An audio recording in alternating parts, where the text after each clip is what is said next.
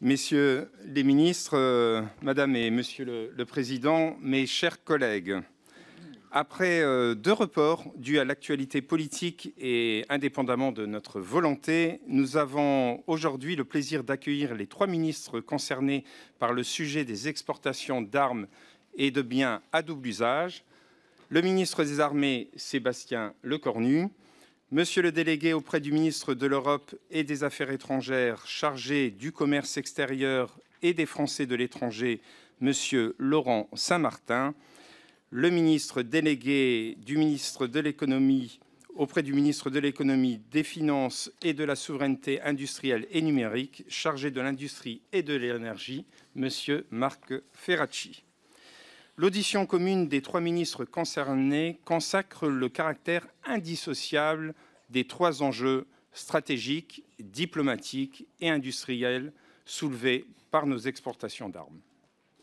Je rappelle que les exportations d'armes contribuent de façon significative à notre souveraineté en nous permettant de conserver une base industrielle et technologique de défense indépendante.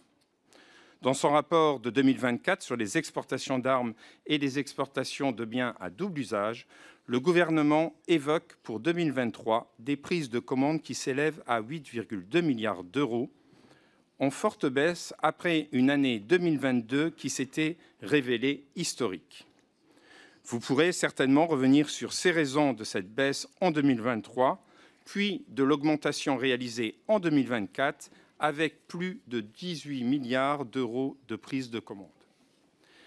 Vous pourrez également nous éclairer sur les perspectives envisagées pour 2025, alors que des acteurs plus récents, comme la Chine, la Corée du Sud ou la Turquie, s'affirment chaque jour davantage sur le marché de l'armement, y compris en Europe. Par ailleurs, Monsieur le ministre des Armées, lors de votre audition l'année dernière, vous aviez soulevé l'enjeu du renforcement du contrôle a posteriori et sur place des licences d'exportation. Nous serions heureux de vous entendre sur les actions entreprises par la Direction générale de l'armement dans ce domaine. Enfin, je salue le renforcement du rôle du Parlement sur ces sujets. En effet, la loi de programmation militaire 2024-2030 prévoit la création d'une commission parlementaire d'évaluation de la politique publique du gouvernement en matière d'exportation de matériel de guerre. Cette commission, commune au Sénat et à l'Assemblée nationale, a tenu sa réunion constitutive le 15 janvier dernier. Le sénateur Cédric Perrin, président de la Commission des Affaires étrangères, de la Défense nationale et des Forces armées du Sénat, en a été désigné président. Pour en revenir à l'ordre du jour de notre audition, nous avons convenu avec la présidente Trouvé et le président Fuchs de l'organisation suivante. Après l'introduction du président des différents présidents des commissions, chaque ministre aura 10 minutes pour exprimer un propos liminaire. Ensuite, un temps sera réservé aux questions des orateurs de groupe, qui auront 2 minutes chacun pour s'exprimer. Chaque question sera suivie d'une réponse immédiate des ministres pour une durée de 2 minutes chacun. Enfin, nous prendrons les questions individuelles de nos collègues par grappe de 4. Chaque question sera limitée à 1 minute. À l'issue de chaque grappe de 4 questions, les ministres auront 2 minutes chacun pour apporter leurs réponses. Bien entendu, sur certains sujets, si un ministre souhaite laisser son temps à l'autre, vous pouvez vous arranger. L'idée étant quand même de maintenir le timing, car nous aurons beaucoup de questions. Les règles du jeu étant ainsi posées, je cède la parole à mes deux collègues, le président Bruno Fuchs pour la Commission des Affaires étrangères et à la présidente Trouvé pour la Commission des Affaires économiques. Merci, Monsieur le Président, Messieurs les ministres, mes chers collègues, bonjour. Comme le Président Jean-Michel Jacques, je me réjouis et félicite de l'inscription dans la durée de cette réunion conjointe inaugurée en septembre 2022 pour faire suite à des recommandations énoncées dans un rapport d'information dont la Commission des Affaires étrangères avait autorisé la publication en novembre 2020. Les ventes par nos industries nationales d'armes ou de biens pouvant servir à des fins militaires ont un vrai intérêt économique, mais elles contribuent aussi à notre souveraineté stratégique et surtout à notre influence en matière de sécurité internationale. La France ne peut procéder à cette exportation dans n'importe quelle condition. Il y a des caractères réglementaires. Notre pays s'inscrit dans 4 régimes internationaux de contrôle visant à prévenir la diffusion incontrôlée d'armes et de technologies insensibles. La France participe également à l'initiative de sécurité contre la prolifération et est une partie des conventions internationales majeures, telles que la Convention d'Oslo sur les armes à sous-munitions, mais également la Convention d'Ottawa sur les mines antipersonnelles et le traité sur le commerce des armes de 2014. À tout cela s'ajoute enfin le cadre normatif communautaire qui lui aussi impose des obligations fortes. Jean-Michel Jacques a donné les chiffres globaux de vente et d'armement et d'importation d'armes. Dans le détail, il convient de remarquer la part prise encore une fois par le Rafale dans nos exportations d'armement, avec une commande de 18 appareils supplémentaires par l'Indonésie, ainsi que celle du canon César, commandé par la Lituanie, du naval, contrat de corvette avec l'Angola, des drones, acquisition de patrouilleurs par la Grèce et des missiles. De même, s'agissant de biens à double usage, on relèvera l'importance des technologies nucléaires et aéronautiques ou celle des biens de cryptologie. Il importe également de souligner que la Chine a supplanté les États-Unis comme premier bénéficiaire en montant des exportations de biens à double usage avec 4,4 milliards d'euros contre 1,9 milliard pour les États-Unis. Et en tas de cause, pour être court et concis, je me félicite bien sûr dans ce propos liminaire et remercie le gouvernement d'avoir accepté de faire évoluer le cadre de l'information du Parlement sur ces sujets et d'avoir facilité la tenue de l'audition d'aujourd'hui, qui nous permettra d'envisager un certain nombre de problématiques qui se posent sur l'exportation de ces biens à double usage. D'abord, la transparence et le contrôle parlementaire. Et on voit ici justement l'exercice qui répond à cette problématique. Les risques liés aux droits humains. De nombreuses questions seront posées sur ce sujet-là. Le cadre réglementaire, en effet, j'ai rappelé les 4 grandes conventions plus le cadre réglementaire européen, mais également la volonté de la France d'exercer une souveraineté dans l'exercice justement de cette activité. Et puis, je pense que les questions ne manqueront pas sur l'usage final des biens à double usage, tels que les pays qui ont pu en acquérir le feront, l'ont fait ou vont le faire. Voilà. Merci en tout cas. Je passe la parole à la coprésidente de cette audition. Je vous remercie, messieurs les présidents, messieurs les ministres et mes chers collègues. Je me réjouis également, comme les présidents Jean-Michel Jacques et Bruno Fuchs, évidemment, de cette réunion conjointe des 3 commissions. Je veux d'abord préciser qu'en raison de l'organisation d'une importante commission mixte paritaire sur la loi d'orientation agricole, je serai malheureusement obligée de vous quitter à 18h et d'être remplacée, je le remercie, par Madame Marie-Noëlle Battistel, vice-présidente de notre commission. Voilà, désolée pour cette contrainte bien involontaire. Nous examinons donc ces rapports qui sont importants et que le gouvernement n'avait pas pu, pour diverses raisons, nous présenter précédemment. En tout cas, les exportations d'armements, vous l'avez dit, et de biens à double usage de la France sont une question sensible et stratégique. Et au plan économique, nous parlons de plus de 11 milliards d'exportations autorisées en 2023, ce qui est colossal. Je me félicite donc que nos commissions puissent exercer ce contrôle démocratique et nécessaire sur le sujet. Et je me joins en cela, évidemment, aux paroles de nos deux autres présidents de commission. Et même si je regrette parfois que les rapports, n'aillent peut-être pas assez loin dans la précision sur certains enjeux économiques de ces exportations. Et je souhaiterais à mon tour vous poser, messieurs les ministres, quelques premières questions, et sans doute nos collègues y reviendront. D'abord, quelle appréciation pouvez-vous porter sur la situation de l'économie de la défense, à la fois activité industrielle et technologique, puisqu'il y a 210 000 emplois directs et indirects en 2023. Quelle analyse de l'évolution de l'activité de ces entreprises, des investissements, des résultats économiques, de l'évolution de l'emploi, évidemment. Et puis, qu'en est-il aussi des aides publiques, des soutiens publics octroyés à la filière économique de la défense et aux entreprises de cette filière? Quel montant, quelles conditions fixées aux entreprises? Deuxième série de questions qui, je pense, intéressera un grand nombre de collègues, c'est l'évolution des effectifs affectés au contrôle des exportations d'armements et des biens à double usage. Selon quels critères s'effectuent ces contrôles? Le rapport mentionne 14 contrôles effectués en 2023 pour plus de 600 entreprises qui disposent d'une licence, qui peut paraître peu. Et donc, quelles nouvelles mesures entend prendre le gouvernement de ce point de vue? Et une dernière série de questions qui concernent l'industrie plus globale. La France connaît actuellement une désindustrialisation forte, poursuivie cette année. La part de l'industrie dans la valeur ajoutée, vous le savez, a chuté en 40 ans de 25% à moins de 10%, et cette chute se poursuit.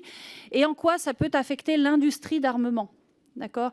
C'est-à-dire, n'y a-t-il pas des productions d'armement françaises menacées par la forte baisse de la production de l'industrie chimique, par exemple, ou métallurgique, qui, par ailleurs, fournissent des matières premières absolument nécessaires pour la fabrication de certains armements? Et est-ce que la fermeture de nombreux sites ces derniers mois ne peuvent pas mettre en danger aussi une certaine forme de souveraineté en la matière? Et puis, peut-être dernière question sur la question des risques de réexportation d'armements vers d'autres États qui peuvent faire l'objet de sanctions internationales ou d'autres procédures en raison de leurs actions armées. Donc un tout autre sujet, mais qui, je pense aussi, intéresse évidemment l'Assemblée nationale. Je vous remercie par avance pour vos précisions. Et je crois que nous en arrivons à présent à l'intervention de messieurs les ministres. Il me semble qu'on s'est accordé, c'est ça, pour une dizaine de minutes chacun. Et ensuite, évidemment, nous entendrons l'ensemble des orateurs de groupe pour 2 minutes chacun, comme vous l'avez indiqué très justement, Monsieur le Président Jacques. Merci.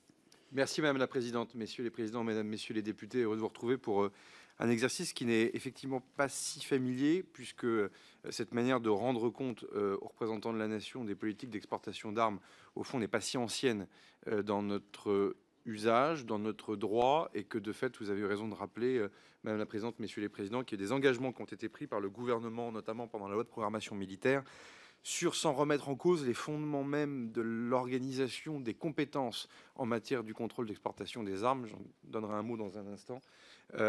Donne au moins ce moment de transparence et de rendu compte démocratique qui me semble absolument clé pour différentes raisons, y compris d'ailleurs pour l'adhésion de nos concitoyens aux efforts de défense que nous sommes en train de mener pour armer le pays, puisque la base industrielle et technologique de défense française occupe un rôle singulier, à part depuis les années 60, dans notre autonomie stratégique. Plusieurs, peut-être, mots pour couvrir un peu cette audition et surtout laisser du temps peut-être aux échanges et aux différentes questions. Le rapport tel qu'il vous a été présenté est plus précis que d'habitude. Ça faisait aussi partie des attendus sur lesquels vous nous aviez saisi, en répondant aussi en miroir à bon nombre des interrogations. Qu'en son temps, sous une législature hantée, le rapport dit maire Tabarot avait donné lieu à un certain nombre de recommandations sur lesquelles nous avons commencé à les mettre en application. Peut-être un mot sur, quand même, pour le redire, le régime d'exportation de nos armes. Le principe reste l'interdiction. Le principe dans notre droit, c'est l'interdiction d'exporter des armes. Et donc, nous sommes sur des régimes d'exception, d'autorisation, qui reposent sur une mécanique interministérielle sous l'autorité du seul Premier ministre. Pour cela même, c'est le secrétaire général pour la Défense et la Sécurité nationale qui instruit et qui est compétent auprès du Premier ministre. Et c'est évidemment les trois ministères, en tout cas, que nous représentons, qui, en interministériel, sommes chargés pour chacun de ce qui nous concerne, d'évaluer et de permettre ou non ces exportations. Pour le ministère des Armées, évidemment, le rôle est particulier, déjà pour votre serviteur, parce que mobilise beaucoup de temps, pour évidemment la délégation générale pour l'armement, dans les partenariats stratégiques de défense au regard de nos différentes alliances, évidemment pour l'instruction des dossiers en amont, mais aussi, et ça me permet de répondre peut-être à votre première question, sur les contrôles dits a posteriori, puisque c'est un régime d'interdiction. Il y a donc des autorisations. Ces autorisations doivent évidemment donner lieu à des contrôles, puisqu'il ne s'agit pas d'avoir des licences qui, évidemment, ne seraient pas appliquées scrupuleusement.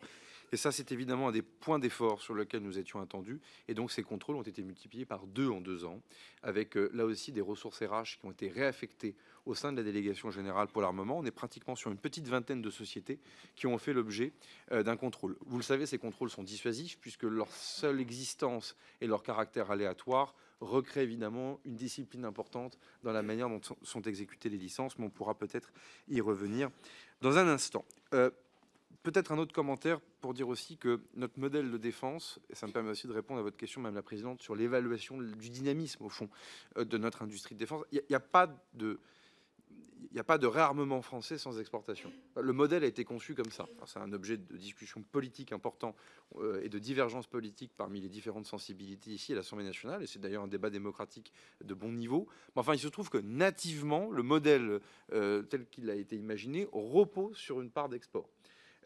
Y compris dans la capacité à amortir le coût du développement des grandes plateformes, particulièrement vrai des avions aéronautiques, le Rafale, c'est particulièrement vrai des grandes plateformes maritimes, les frégates. Et vous avez donc, dans la construction de la programmation militaire, des investissements qui ne feront jamais l'objet d'exportation, tout ce qui touche par exemple évidemment au nucléaire, et nécessairement une part conventionnelle qui, elle, doit trouver son succès à l'exportation pour trouver un équilibre global. Donc ça, c'est évidemment un sujet clé. 9 grands groupes, 4500 PME, vous l'avez dit, Madame la Présidente, 210 000 emplois.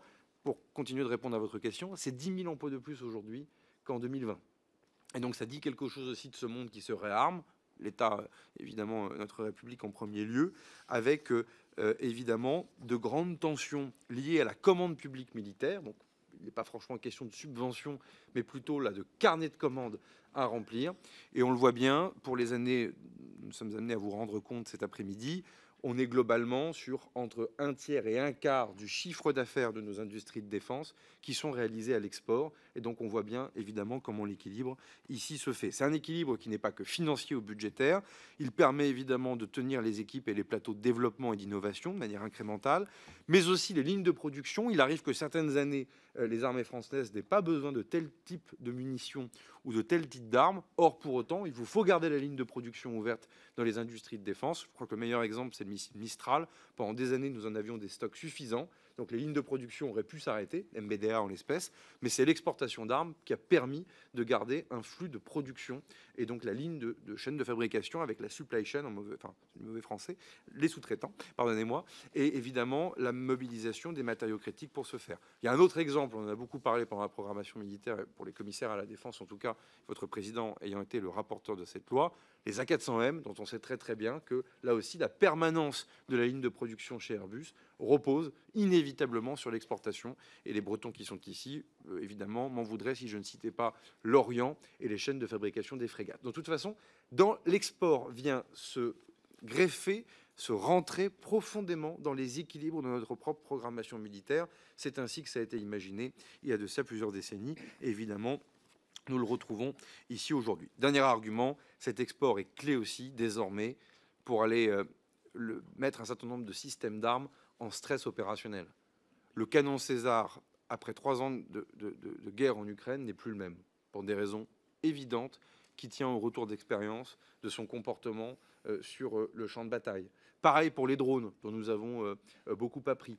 Pareil pour des univers qui peuvent être très durs, beaucoup plus durs que nos théâtres classiques, ceux qu'on a pu connaître, par exemple en Afrique, en matière de guerre électronique. Et donc, il faut bien voir aussi que nous profitons, alors je fais attention à ce que je dis, qu'une part de cela est classifiée, cela va sans dire, mais on profite aussi de nos exportations d'armes pour aller chercher un retour d'expérience opérationnelle, parce que ces armes ne sont pas des biens manufacturés comme les autres. Et évidemment, la dimension d'appropriation au combat est absolument clé. Pour se situer, j'en terminerai par quelques chiffres, mais tout est dans le rapport, et dire effectivement que ce sont des années exceptionnelles, quelles qu'elles soient. Et en dépit des chiffres, Monsieur le Président de la Commission de la Défense, il est clair qu'il suffit de grosses commandes de plateformes type frégate, sous-marin ou Rafale pour avoir quelques bons en milliards. Mais ce qu'il faut retenir, c'est que ce monde se réarme, que nous-mêmes nous nous réarmons, et donc de manière évidente, le chiffre d'affaires à l'export de nos exportations d'armes, évidemment, ne cesse d'augmenter. 2022, j'en avais rendu compte devant vous, c'était 27 milliards d'euros. 2023, c'est 8,2 milliards d'euros de prise de commande, avec là aussi des gros objets, Rafale en Indonésie, Corvette en Angola, vous l'avez dit, César en Lituanie, ça a été dit par le président Fuchs, également aussi d'ailleurs au Danemark. 2024 est une année dont on doit encore consolider les chiffres. On est seulement au début d'année en général. C'est à la fin, autour de Pâques, qu'on commence à avoir des chiffres qui sont stables. Mais enfin, on sera sur une année exceptionnelle à 18 milliards d'euros avec des ventes emblématiques, mais là aussi des locomotives, comme par exemple les sous-marins Barracuda, les Rafales, par exemple en Serbie, en Indonésie. 2025 promet, de ce que je ressens, je rentre d'IDEX, grand salon d'armement aux Émirats Arabes Unis. L'ensemble des représentants de la BITD française étaient présents là-bas. 2025 va être aussi une année hors norme, je pense, en matière d'exportation d'armes au regard des prospects, mais je pourrais répondre à vos questions. En 1 minute et quelques qui me reste, peut-être vous dire aussi qu'on ne peut pas résumer les dynamiques en cours sur des chiffres et uniquement des milliards d'euros. Je pense qu'on ferait un contresens en matière d'analyse. Je pense qu'il faut y regarder aussi d'autres dynamiques. Et les plus anciens d'entre vous ici s'en rappelleront, lors de la dernière audition de ce contexte, nous étonnions à juste titre du faible export d'armes en Europe. Bon, là, on voit une dynamique en 3 ans qui est en train de s'inverser. Ça tient beaucoup à quelques pays, les 3 pays baltes, les Pays-Bas, la Pologne, la Grèce, la Croatie et la Belgique. Et ça, c'est un point qui va s'accentuer. Je pense qu'on va y revenir au regard de l'actualité sur les efforts de défense que nous devons faire, nous, Européens, et surtout sur les types d'armes. Pendant longtemps, on avait globalement les grandes plateformes structurées tout. Et on le voit bien, les premiers retours d'expérience d'un certain nombre de pays se font sur la guerre en Ukraine. La défense solaire, incontestablement. Missile Mistral, je le citais tout à l'heure. Toute la gamme de radars Thales, que l'on soit dans le Golfe, au regard de ce qui a pu se passer entre Iran et Israël, ou que l'on soit évidemment sur les pays au pourtour du flanc oriental de l'OTAN, tout le monde a besoin d'affermir la défense et la protection de son ciel, et donc la détection qui va avec. L'artillerie, vous voyez bien, en 2 ou 3 ans, le succès du canon César devient complètement symptomatique. Je ne veux pas dire que tout le monde veut des Césars, ça serait un peu caricatural, mais un peu quand même, et notamment dans beaucoup de pays de l'OTAN, parce que son interopérabilité est là, parce que les Ukrainiens en ont assuré aussi une promotion assez fameuse, et des coopérations qui commencent à se décliner de manière beaucoup plus claire, comme Camo avec la Belgique. Je pourrais revenir notamment sur l'aide à l'Ukraine dans vos questions. Merci Madame la Présidente, Messieurs les Présidents. Merci beaucoup, Madame la Présidente, Messieurs le Président, Mesdames et Messieurs les députés. Très heureux également, comme mon collègue le ministre des Armées, de me livrer à cet exercice de dialogue avec la représentation nationale sur des enjeux essentiels pour notre souveraineté, pour notre prospérité, pour la cohésion de nos territoires, car au fond, ce sont les enjeux qui sont attachés à nos industries de défense. Comme l'a rappelé le ministre des Armées, la France dispose d'une solide base industrielle et technologique de défense, solide et dynamique. Ça s'est vu avec les chiffres qui ont été présentés. Elle s'appuie, cette base, sur plusieurs champions mondiaux, mais aussi sur un tissu très dynamique qui maille nos territoires de petites et moyennes entreprises, d'entreprises de taille intermédiaire. Et cet atout, qui est un atout unique en Europe, permet à la France de se positionner en matière industrielle à la pointe de l'innovation dans des secteurs clés, vous le savez, pour notre autonomie stratégique, des secteurs comme l'aéronautique et le spatial, comme l'électronique ou encore comme le nucléaire. Nous avons besoin de consolider cet avantage qui est un avantage stratégique majeur dans un contexte géopolitique qui est, vous le savez, de plus en plus incertain et de plus en plus dangereux. Pour les entreprises de la BITD, les exportations jouent un rôle particulièrement essentiel. La France est le 2e pays exportateur de matériel de défense avec près de 18 milliards d'euros d'exportation en 2024 et quelques 4000 entreprises exportatrices. Dire également que ces exportations contribuent à la compétitivité de nos entreprises industrielles parce qu'elles leur offrent des débouchés commerciaux, mais aussi parce qu'elles contribuent à irriguer des chaînes de valeur tout entières avec des innovations de la part des grands donneurs d'ordre qui viennent ensuite affecter l'ensemble des chaînes et en particulier des sous-traitants. L'enjeu du soutien à notre industrie de défense, qu'il s'agisse de l'export des armes ou de l'export des biens à double usage, c'est aussi un enjeu géopolitique puisque notre capacité à exporter détermine en grande partie notre résilience, notre influence dans un monde où nos positions et nos intérêts sont, vous le savez, de plus en plus contestés. Les exportations d'armement et les exportations de biens à double usage, elles sont essentielles pour maintenir notre positionnement dans ces industries stratégiques pour notre avenir. Je vais essayer de vous le démontrer. Nous avons besoin, pour ces exportations, d'un contrôle adapté et efficace parce que c'est un enjeu de pérennité. L'enjeu au centre de ce contrôle, c'est de concilier la prise en compte des enjeux de défense et de sécurité, que vient de rappeler le ministre des Armées, avec l'export comme relais de croissance de nos entreprises. C'est cet équilibre qu'il nous faut trouver, c'est cet équilibre qu'il nous faut consolider. Je ne vais pas revenir sur les tensions géopolitiques et commerciales que nous connaissons à l'heure actuelle. Je n'insisterai pas non plus sur le durcissement de la compétition internationale avec la Chine et les États-Unis. Je vais néanmoins m'arrêter sur un risque qui est le risque de contournement des sanctions qui ont été mises en place contre certains États, au premier rang desquels la Russie. Les 15 trains de sanctions qui ont été mis en œuvre contre la Russie ont, vous le savez, fortement modifié les flux commerciaux qui concernent les biens à double usage. Et tous ces facteurs, ils affectent le commerce international, ils affectent nos filières, ils affectent nos entreprises et nous obligent à une vigilance accrue dans la mise en œuvre du contrôle des exportations pour les biens à double usage qui concernent plus particulièrement le ministère dont j'ai la charge. Pour le dire autrement, l'environnement international se durcit et les règles sont de plus en plus complexes. Il nous faut donc adapter l'accompagnement de nos entreprises en conséquence. Néanmoins, en dépit de ces éléments de complexité, eh bien, les exportations de biens à double usage montrent un vrai dynamisme. En 2023, 3 589 autorisations d'exportation de BDU, je vais utiliser cet acronyme à présent, ont été accordées pour un montant de 11,1 milliards d'euros, ce qui est une hausse de 26% par rapport à 2022. Ce dynamisme, il est porté par ce tissu industriel que j'évoquais, puisque la moitié des 590 exportateurs de biens à double usage sont des PME ou des très petites entreprises, des TPE. Munis de ces constats, il nous faut également évoquer le fait que les exportations de biens à double usage concernent des filières particulièrement clés dont certaines nécessitent une protection de certains actifs stratégiques. C'est le cas en particulier de nos coopérations dans l'industrie nucléaire civile et de nos exportations dans le domaine aéronautique et spatial. Ce sont deux filières industrielles d'excellence, vous le savez. Le nucléaire représente 48% des autorisations d'exportation de biens à double usage. Le secteur aéronautique et spatial, dont les hélicoptères, représente lui environ 40% en forte progression de ces exportations de BDU. Pour la troisième année, le ministère de l'Économie, des Finances et de la Souveraineté industrielle a remis à la représentation nationale un rapport sur les exportations d'armements et de biens à double usage. Ce rapport dont vous avez pris connaissance, il détaille l'action du gouvernement. Il rappelle également le cadre du contrôle qui est régi par un règlement européen et qui est mis en œuvre par les autorités nationales. Ce cadre établit de façon contraignante la liste des biens qui sont soumis à l'autorisation préalable d'exportation. Le rapport détaille par ailleurs l'organisation nationale du contrôle des biens à double usage. C'est aussi une manière de répondre, Madame la Présidente, à la question que vous posiez sur les effectifs et sur la manière dont s'organise le contrôle. Cette organisation interministérielle, qui a été mise en place il y a plus de 10 ans, a été réformée en 2023. Elle est désormais présidée par le secrétaire général de la Défense et de la Sécurité nationale, le SGDSN. Et le contrôle des exportations de biens à double usage s'appuie sur une évaluation équilibrée qui prend en compte de multiples enjeux. Notre priorité, c'est que ces contrôles soient efficients. Ça signifie qu'il nous faut réussir à atteindre nos objectifs de préservation de la sécurité internationale, tout en nous efforçant de limiter au strict nécessaire les contraintes, notamment la charge administrative qui pèse sur nos entreprises. Voilà, au fond, les équilibres que nous cherchons à atteindre. Comme ministre chargé de l'industrie, je suis particulièrement attentif, évidemment, à cette problématique de la complexité qui pèse sur nos entreprises industrielles. Enfin, dire que le contrôle des exportations de matériel de guerre et de BDU est indissociable d'un soutien plus global à l'exportation de nos entreprises, et notamment nos PME.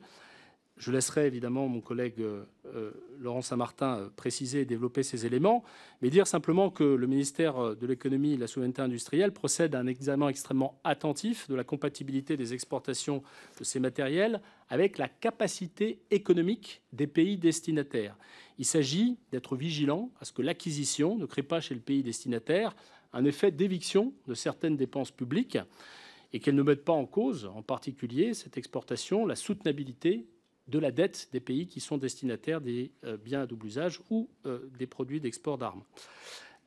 Au-delà de ces missions régaliennes, des missions de contrôle, le ministère de l'Économie accompagne également les exportateurs. Je dois dire qu'il s'agit d'un véritable défi puisque nous avons à composer avec l'arrivée de nouvelles entreprises exportatrices, qu'il est nécessaire de sensibiliser à un certain nombre d'enjeux, et en particulier aux enjeux du contrôle. Ce sont les acteurs du nouveau nucléaire qui ont bénéficié d'un certain nombre de financements, notamment dans le cadre du plan France 2030. Ce sont également les acteurs du secteur des drones qu'il faut sensibiliser. Dire enfin que l'expansion des échanges numériques et des solutions de stockage des données en nuage, de cloud, pose également des questions en matière d'exportation et de maîtrise du transfert des technologies à double usage. Les exportateurs, ici, bénéficient du soutien de notre ministère, et en particulier de la Direction générale des entreprises, dans leur démarche. Les exportateurs bénéficient par ailleurs du soutien de l'État à travers un certain nombre de garanties qui sont apportées pour limiter leurs risques financiers, pour améliorer l'accès de leurs clients à des financements compétitifs. Ces garanties les accompagnent tout au long de la vie des contrats, de la prospection à la fin de l'exécution, avec certaines conditions préférentielles pour ce qui touche aux petites et moyennes entreprises. Enfin, pour être efficace, le contrôle des exportations de biens à double usage doit évoluer sans cesse pour répondre aux évolutions du contexte international, mais aussi pour répondre aux évolutions des marchés. Sa mise en œuvre doit permettre un accompagnement adapté des entreprises concernées. C'est pourquoi nous maintenons un dialogue absolument constant avec les entreprises. Et grâce à l'ensemble de ces mesures de soutien et d'accompagnement, le contrôle des exportations de biens à double usage contribue au développement industriel, à la pérennité de ce développement industriel et à la verticalité de l'innovation dans toutes nos filières. Cette cause est essentielle et peut-être pour terminer et pour commencer de donner un début de réponse aux questions qui ont été posées par la présidente, nous sommes évidemment sensibles à ce que les verticales des filières ne mettent évidemment pas en question l'intégrité et la souveraineté d'un certain nombre d'acteurs absolument essentiels. Vous avez évoqué, Madame la Présidente, le secteur de la chimie. Nous en avons beaucoup discuté, notamment autour du cas de l'entreprise Vancorex. Je veux redire ici à la représentation nationale que les difficultés de l'entreprise Vancorex sur la plateforme de Jarry en Isère font l'objet d'un suivi extrêmement attentif des services de l'État, un suivi qui s'attache notamment à regarder les impacts qui peuvent intervenir sur l'aval de la chaîne de valeur, et en particulier pour des entreprises comme Framatome pour le nucléaire et pour Ariane Group pour les systèmes de missiles. Nous avons pris toutes les précautions et nous en avons discuté en particulier avec les élus du territoire et avec les représentants de l'entreprise Vancorex pour apporter un certain nombre d'éléments qui doivent rassurer sur les difficultés que peuvent faire naître la situation de Vancorex sur l'aval de la chaîne de valeur. Pour le dire autrement, des solutions industrielles sont en train d'être trouvées pour éviter que ces difficultés n'irriguent des entreprises comme Framatome et comme Ariane Group. Voilà. Merci Madame la Présidente, Messieurs les Présidents, Mesdames et Messieurs les députés.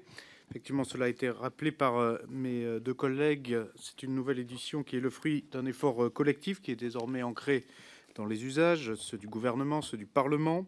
Un exercice utile pour améliorer l'association du Parlement au contrôle des exportations d'armements et des biens à double usage, dans le plein respect à la fois de la séparation des pouvoirs, conformément à la Constitution, mais aussi à cet exercice de transparence que le ministre des Armées a bien précisé. Tout d'abord, le rapport sur les exportations des matériels de guerre que vous avez entre les mains, il vous est connu.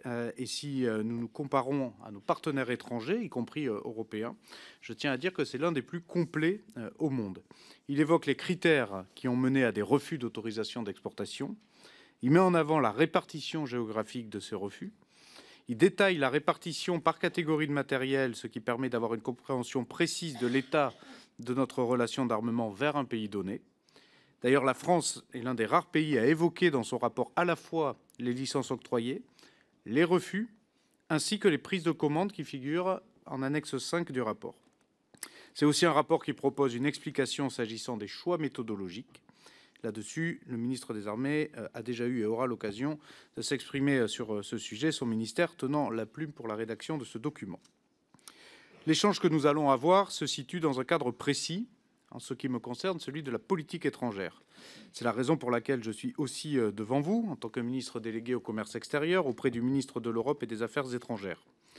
La décision d'autoriser ou d'interdire une exportation de matériel de guerre est le fruit d'un processus minutieux visant à assurer la conformité d'une telle décision avec les engagements internationaux et européens de la France. C'est aussi et surtout un acte de confiance vis-à-vis d'un autre État. Dans le cadre de la diplomatie économique, le MEAE apporte, en lien avec les autres ministères, un soutien actif aux entreprises de notre base industrielle et technologique de défense, en partageant notre expertise politique sur les pays de destination, ainsi qu'en appuyant à travers notre réseau diplomatique leurs prospects à l'étranger. Naturellement, ce soutien n'intervient qu'après l'octroi de licences d'exportation et s'inscrit dans le strict respect de notre cadre déontologique. Le ministère de l'Europe et des Affaires étrangères a tout son rôle dans le processus d'examen des demandes de licences d'exportation et il apporte son analyse sur l'état de la relation bilatérale, sur la situation intérieure d'un pays de destination, sur l'environnement régional, ceci en lien étroit avec nos ambassades et consulats généraux qui ont une vision très précise sur le terrain. Le MEAE participe également à l'examen de conformité de toute demande de licence vis-à-vis du traité sur le commerce des armes et de la position commune amendée de l'Union européenne qui comporte 8 critères pouvant justifier des refus. Nous nous appuyons à ce titre sur une expertise juridique comme les autres parties prenantes dans ce processus. Comme toute activité relevant d'ailleurs de la politique étrangère, je me réjouis que le gouvernement puisse y associer le Parlement. Les biens à double usage touchent pour leur part davantage à la politique commerciale, et c'est là la différence fondamentale, tout en ayant eux aussi une composante de politique étrangère. Il est là aussi tout aussi important d'y associer le Parlement. Ce rapport sur les exportations de biens à double usage, de son côté, couvre donc un champ très dynamique, ce qui a justifié une publication qui en est désormais à sa 2e édition. Bien qu'il y ait une différence fondamentale entre biens à double usage et matériel de guerre, que je vais détailler un peu plus tard, il y a évidemment une proximité dans les logiques d'étude de ces demandes. L'échange que nous allons avoir nous permettra de mieux expliquer ces logiques qui président à des décisions complexes, mais toujours rigoureuses, lorsqu'il s'agit de permettre ou de refuser une demande d'exportation. Le Parlement français est donc pleinement associé, tout autant que ses homologues étrangers, et c'est bien entendu là non seulement une nécessité, mais un vrai motif de satisfaction. Le rapport d'information parlementaire qui avait été présenté par Jacques Maire et Michel Tabarot en novembre 2020 évoquait des améliorations nécessaires du dispositif national de contrôle des exportations, particulièrement dans le domaine des biens à double usage. Qu'en est-il aujourd'hui ? Toutes les recommandations du rapport Maire-Tabarot que le gouvernement avait indiqué souhaiter suivre ont été mises en œuvre. La présente réunion en est un exemple. Elle est le fruit du décret du 2 juillet 2021. Le décret du 15 septembre 2021, pour sa part, réécrit les dispositions du service des biens à double usage, le SBDU, en améliorant son fonctionnement. Les décisions de la Commission interministérielle sur les biens à double usage, la CIBDU, sont ainsi devenues contraignantes. Nous saluons la qualité de la coordination du SGDSN fondée sur 3 principes fondamentaux en matière de politique de contrôle d'exportation de biens à double usage. La protection des droits de l'homme à l'international, la non-prolifération et le soutien au tissu industriel français. Mesdames et messieurs les députés, notre diplomatie agit chaque jour pour élargir l'espace de la démocratie et des droits fondamentaux partout où cela est possible. Parce que nous avons la conviction que chaque être humain est également digne de jouir des droits fondamentaux. C'est tout d'abord sur ce premier principe que nous fondons notre travail d'analyse de chaque demande d'exportation de biens à double usage. Nous défendons ce principe dans le cadre du respect de nos engagements européens et internationaux, mais également parce que c'est ce qui a toujours fait la force et la fierté de la France. J'insiste sur ce point, il ne s'agit pas uniquement du respect d'engagements juridiques, il s'agit d'un engagement quotidien et central de la diplomatie française. En tant que membre de la CIBDU, le MEAE fournit une analyse au plus près du terrain afin d'éclairer la prise de décision et a donc un rôle clé en soutien, bien entendu, de tous les autres membres. Ce travail se fonde enfin sur un deuxième principe, la protection des intérêts économiques français, comme a pu le préciser mon collègue Marc Ferracci.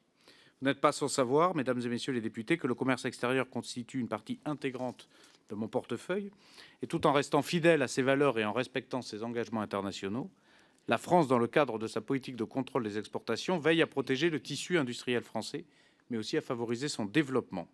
Les entreprises françaises, en particulier les PME et les ETI, dépendent fortement de leur activité à l'export. De plus, comme cela est noté dans le rapport, l'exportation de biens à double usage contribue fortement au commerce extérieur français, du fait de l'excellence de notre tissu industriel et aussi de sa reconnaissance à l'international. Il est donc de notre devoir d'accompagner le plus possible ces entreprises dans leurs activités d'export. Et là-dessus, le ministre Marc Ferracci a eu l'occasion de le préciser, notamment sur le fait que c'est un service placé sous son autorité. Je vous remercie. Merci, messieurs les ministres. Nous allons donc passer aux orateurs de groupe pour 2 minutes et nous commençons par Laurent Jacobelli pour le groupe Rassemblement national.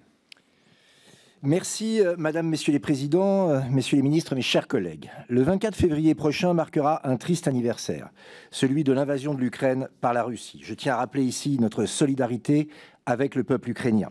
Dans ce terrible conflit, comme l'a rappelé Marine Le Pen, 2 limites ne doivent jamais être franchies, celle de la cobelligérance et celle de la mise en péril durable de nos capacités de défense. La France y a déjà envoyé des canons César, des Mirage et des missiles Scalp. Nos stocks s'amenuisent et à terme, c'est notre propre autonomie stratégique et nos exportations qui pourraient se trouver menacées. Pendant ce temps, Ursula von der Leyen et son fidèle second, Emmanuel Macron, profitent de ces circonstances pour ressusciter un vieux serpent de mer, l'Europe de la défense. Mais, messieurs les ministres, de quelle Europe de la défense parle-t-on quand 3/4 des commandes d'armement profitent aux États-Unis et quand la France se retrouve 16e dans les importations d'armement allemandes derrière la Macédoine du Nord ? Pour y répondre, votre programme européen pour l'industrie de la défense, l'EDIP, veut instaurer un marché européen de l'armement. Comme cette question de l'EDIP est complexe, je traduis pour ceux qui nous regardent. La France va s'endetter toujours plus pour abonder un emprunt européen qui financera l'achat par l'Allemagne de matériel américain. Monsieur le ministre des Armées, comment pouvez-vous rester sourd face à l'alerte lancée par 5 de nos fleurons de l'industrie de défense, Dassault, Thales, Safran, Naval Group ou Arcus? Il devrait être dans votre pouvoir d'arrêter cela, mais quel pouvoir va-t-il vous rester lorsque, par un coup de force, l'Union européenne, au mépris de tous les traités, a décidé qu'un commissaire lituanien de la défense superviserait la défense européenne et donc française? Alors, monsieur le ministre, après son agriculture, son énergie, son industrie automobile, la France va-t-elle sacrifier son industrie de la défense, ses 210 000 emplois, sur l'autel d'un européisme déjà caduc? Merci beaucoup. Merci, monsieur le ministre. Oui, merci beaucoup. Bon, déjà, il faut aller directement à la source du problème. Pourquoi la plupart des pays européens achètent américain? Parce qu'ils n'achètent pas que l'arme. Ils achètent aussi le parapluie nucléaire américain et la sécurité que Washington consent à donner à la plupart de ces pays membres de l'OTAN, de manière d'ailleurs plus ou moins récente. On le sait tous. Pourquoi c'est globalement 80% des armes en Union européenne qui sont achetées en dehors de l'Union européenne? Quels sont les 20% qui restent? Essentiellement nous. Donc je pense que notre modèle n'est pas interrogé. Au contraire, je pense que la LPM est venue largement y répondre et la consolider. Premier élément. Deuxième élément, est-ce que certains instruments communautaires peuvent nous aider à améliorer ça? Oui, mais ça reste évidemment une compétence des États membres. Il n'est pas question que la Commission européenne fasse des expressions de besoin sur des typologies d'armes, des standards d'armes. Bon, après, est-ce que c'est notre intérêt? Oui, parce qu'en fait, comme nous avons beaucoup d'industries de défense, on a plutôt intérêt à lancer les acquisitions communes. Je prends 2 exemples qui ont bien fonctionné. Canon César et missiles Mistral. Pour la première fois, à plusieurs pays, on se sert d'instruments européens qui permettent de faire des acquisitions communes. Il n'y a pas que des pays familiers de Mme von der Leyen, M. Jacobelli. La Hongrie, par exemple, est un pays qui a rejoint cette lettre d'intention pour acheter des missiles Mistral. Donc en fait, là où je pense qu'on peut s'accorder collectivement, c'est si on reste sur, 1, le respect des compétences telles que les traités les ont imaginées, et 2, évidemment, dès lors qu'on touche à du bon sens. Est-ce que les acquisitions communes permettent de commander plus? La réponse est oui. Est-ce que ça permet de diminuer les prix? La réponse est oui. Et lorsqu'on est la France, mais aussi l'Allemagne d'ailleurs, ou l'Italie, quand on a beaucoup d'industries de défense, normalement, c'est autant d'opportunités qui peuvent être bonnes. À nous de savoir y répondre. Et après, il y aura le sujet des critères pour EDIP à l'avenir. Mais là, à la nuance de ce que vous avez pu indiquer dans votre question, la négociation n'est pas terminée. Merci. Merci beaucoup, monsieur le ministre. La parole à présent pour Ensemble pour la République, à madame Éléonore Carrois. Merci, madame la présidente, messieurs les présidents, messieurs les ministres. Au nom du groupe Ensemble pour la République, je tiens à vous remercier de votre présence devant nos commissions réunies cet après-midi et je me réjouis d'ailleurs de la pérennisation de cette audition conjointe qui permet au contrôle parlementaire de s'exercer de manière publique et transparente sur un sujet aussi stratégique.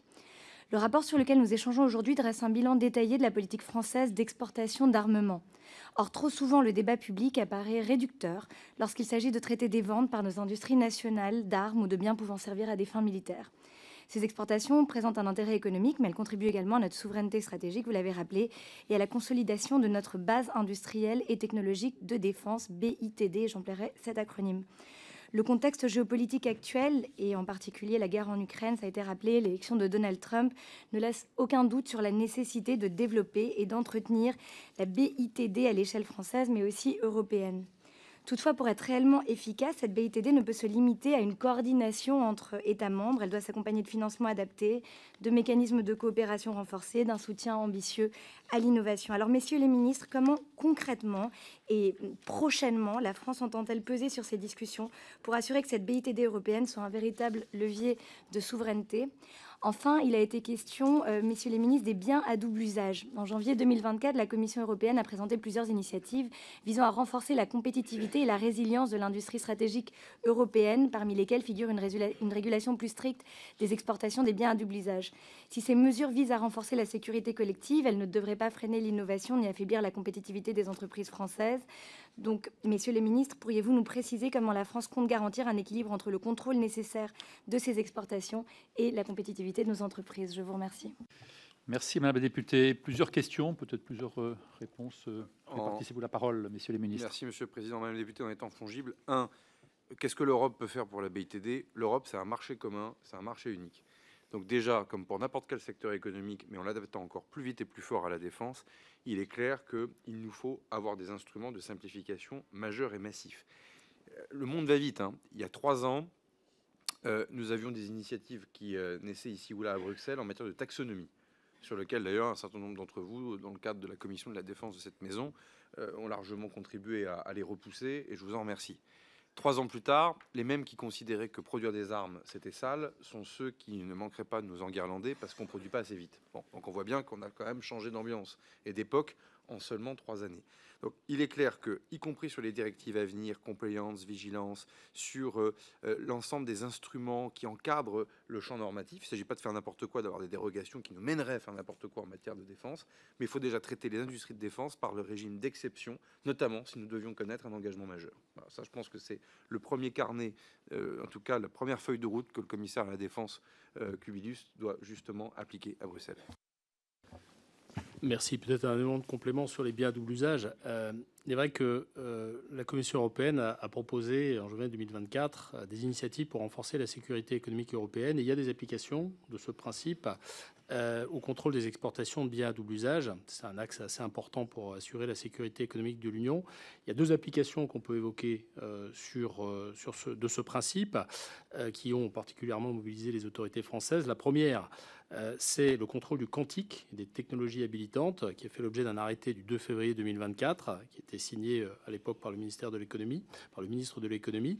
Avec cet arrêté, la France s'est dotée d'une base juridique pour contrôler les entreprises qui opèrent dans ce secteur de pointe et qui, pour certaines, ont d'ailleurs fait l'objet, je l'évoquais tout à l'heure pour le nucléaire, mais c'est également le cas du quantique, de financement dans le cadre du plan France 2030. Le deuxième élément d'illustration, c'est l'initiative qui a été portée par la France au Conseil de l'Union européenne pour mettre à jour, par voie d'acte délégué, la liste des biens à double usage sans pour autant remettre en question la souveraineté des États membres. Dire simplement qu'on s'est saisi de ces questions, dans les orientations que nous donnait le droit européen et le cadre européen. Merci, Monsieur le Ministre. À présent, pour le groupe de la France Insoumise, je passe donc la parole à Monsieur Abdelkader Lamar. Merci. Merci Madame la Présidente, Monsieur le Président. Donc le rapport qui nous est présenté aujourd'hui est le bienvenu. Mais je vais le dire comme je le pense, il est largement insuffisant pour permettre un réel contrôle démocratique sur les ventes d'armes. La France est d'ailleurs très en retard dans ce domaine quand on compare notre pays à certains de nos voisins, comme la Suède ou le Royaume-Uni. Cette politique est laissée à la seule discrétion de l'exécutif et c'est un problème démocratique majeur. La honte devrait nous envahir en pensant aux armes françaises utilisées à travers le monde dans des conflits sanglants en violation flagrante du droit humanitaire et de nos obligations internationales.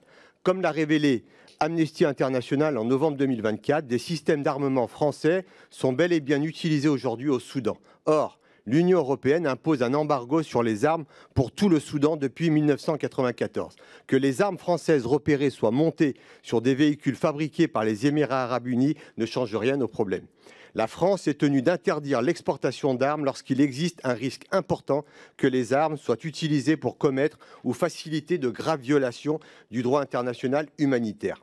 Quand la France ne peut pas garantir, notamment par la certification de l'utilisateur final, que les armes ne seront pas réexportées vers une région sous embargo, elle ne doit alors pas autoriser ces transferts. Les Émirats arabes unis ont un long historique de violation des embargos décidés par l'ONU. Donc ma question est donc simple, comment se fait-il que ces armes aient été fournies aux Émirats arabes unis? Et à la vue des bouleversements géopolitiques qu'a connus notre monde depuis la fin de 2023, sur laquelle porte le présent rapport, je ne peux m'empêcher d'ajouter une autre question. Les exportations d'armes vers Israël représentait une trentaine de millions d'euros en 2023. Suite à l'arrêt de la Cour internationale de justice du 26 janvier 2024, qui reconnaît le risque plausible de génocide à Gaza, et après le mandat d'arrêt émis le 21 novembre 2024 par la Cour pénale internationale à l'encontre du Premier ministre israélien d'extrême droite Benyamin Netanyahou, peut-on s'attendre à ce que les exportations d'armes vers Israël soient en baisse en 2024 et cessent totalement en 2025? Merci, Monsieur Lama. Messieurs les ministres.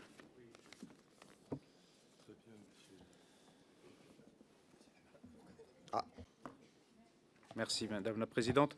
Oui, d'abord sur la première partie de votre question concernant la capacité de contrôle et la transmission au Parlement, je vais vous répéter ce que j'ai dit en propos liminaire. Ça me semble essentiel dans cet exercice et le caractère non seulement inédit mais assez inégalé de la complétude de ce rapport, je crois, doit être souligné là-dessus.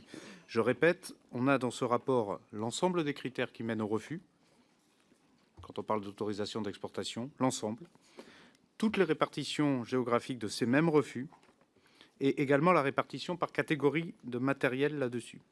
Vous avez aussi, dans ce rapport-là, les licences octroyées, les refus, les prises de commande, et tout ça, vous l'avez en annexe 5 du rapport. J'insiste sur ce point-là parce que c'était lié justement aux recommandations du rapport Maire-Tabarot. Ce sont des évolutions, et nous l'avons souligné tous les trois dans nos propos liminaires, comme étant souhaitables et nécessaires. Donc on ne peut pas dire que ce rapport ne permette pas ni la capacité d'évaluation ni de contrôle, et encore moins d'échange avec le gouvernement là-dessus. Concernant votre question, concernant le fait d'exporter des armes à tel ou tel pays, je répète ce que j'ai dit de façon extrêmement précise.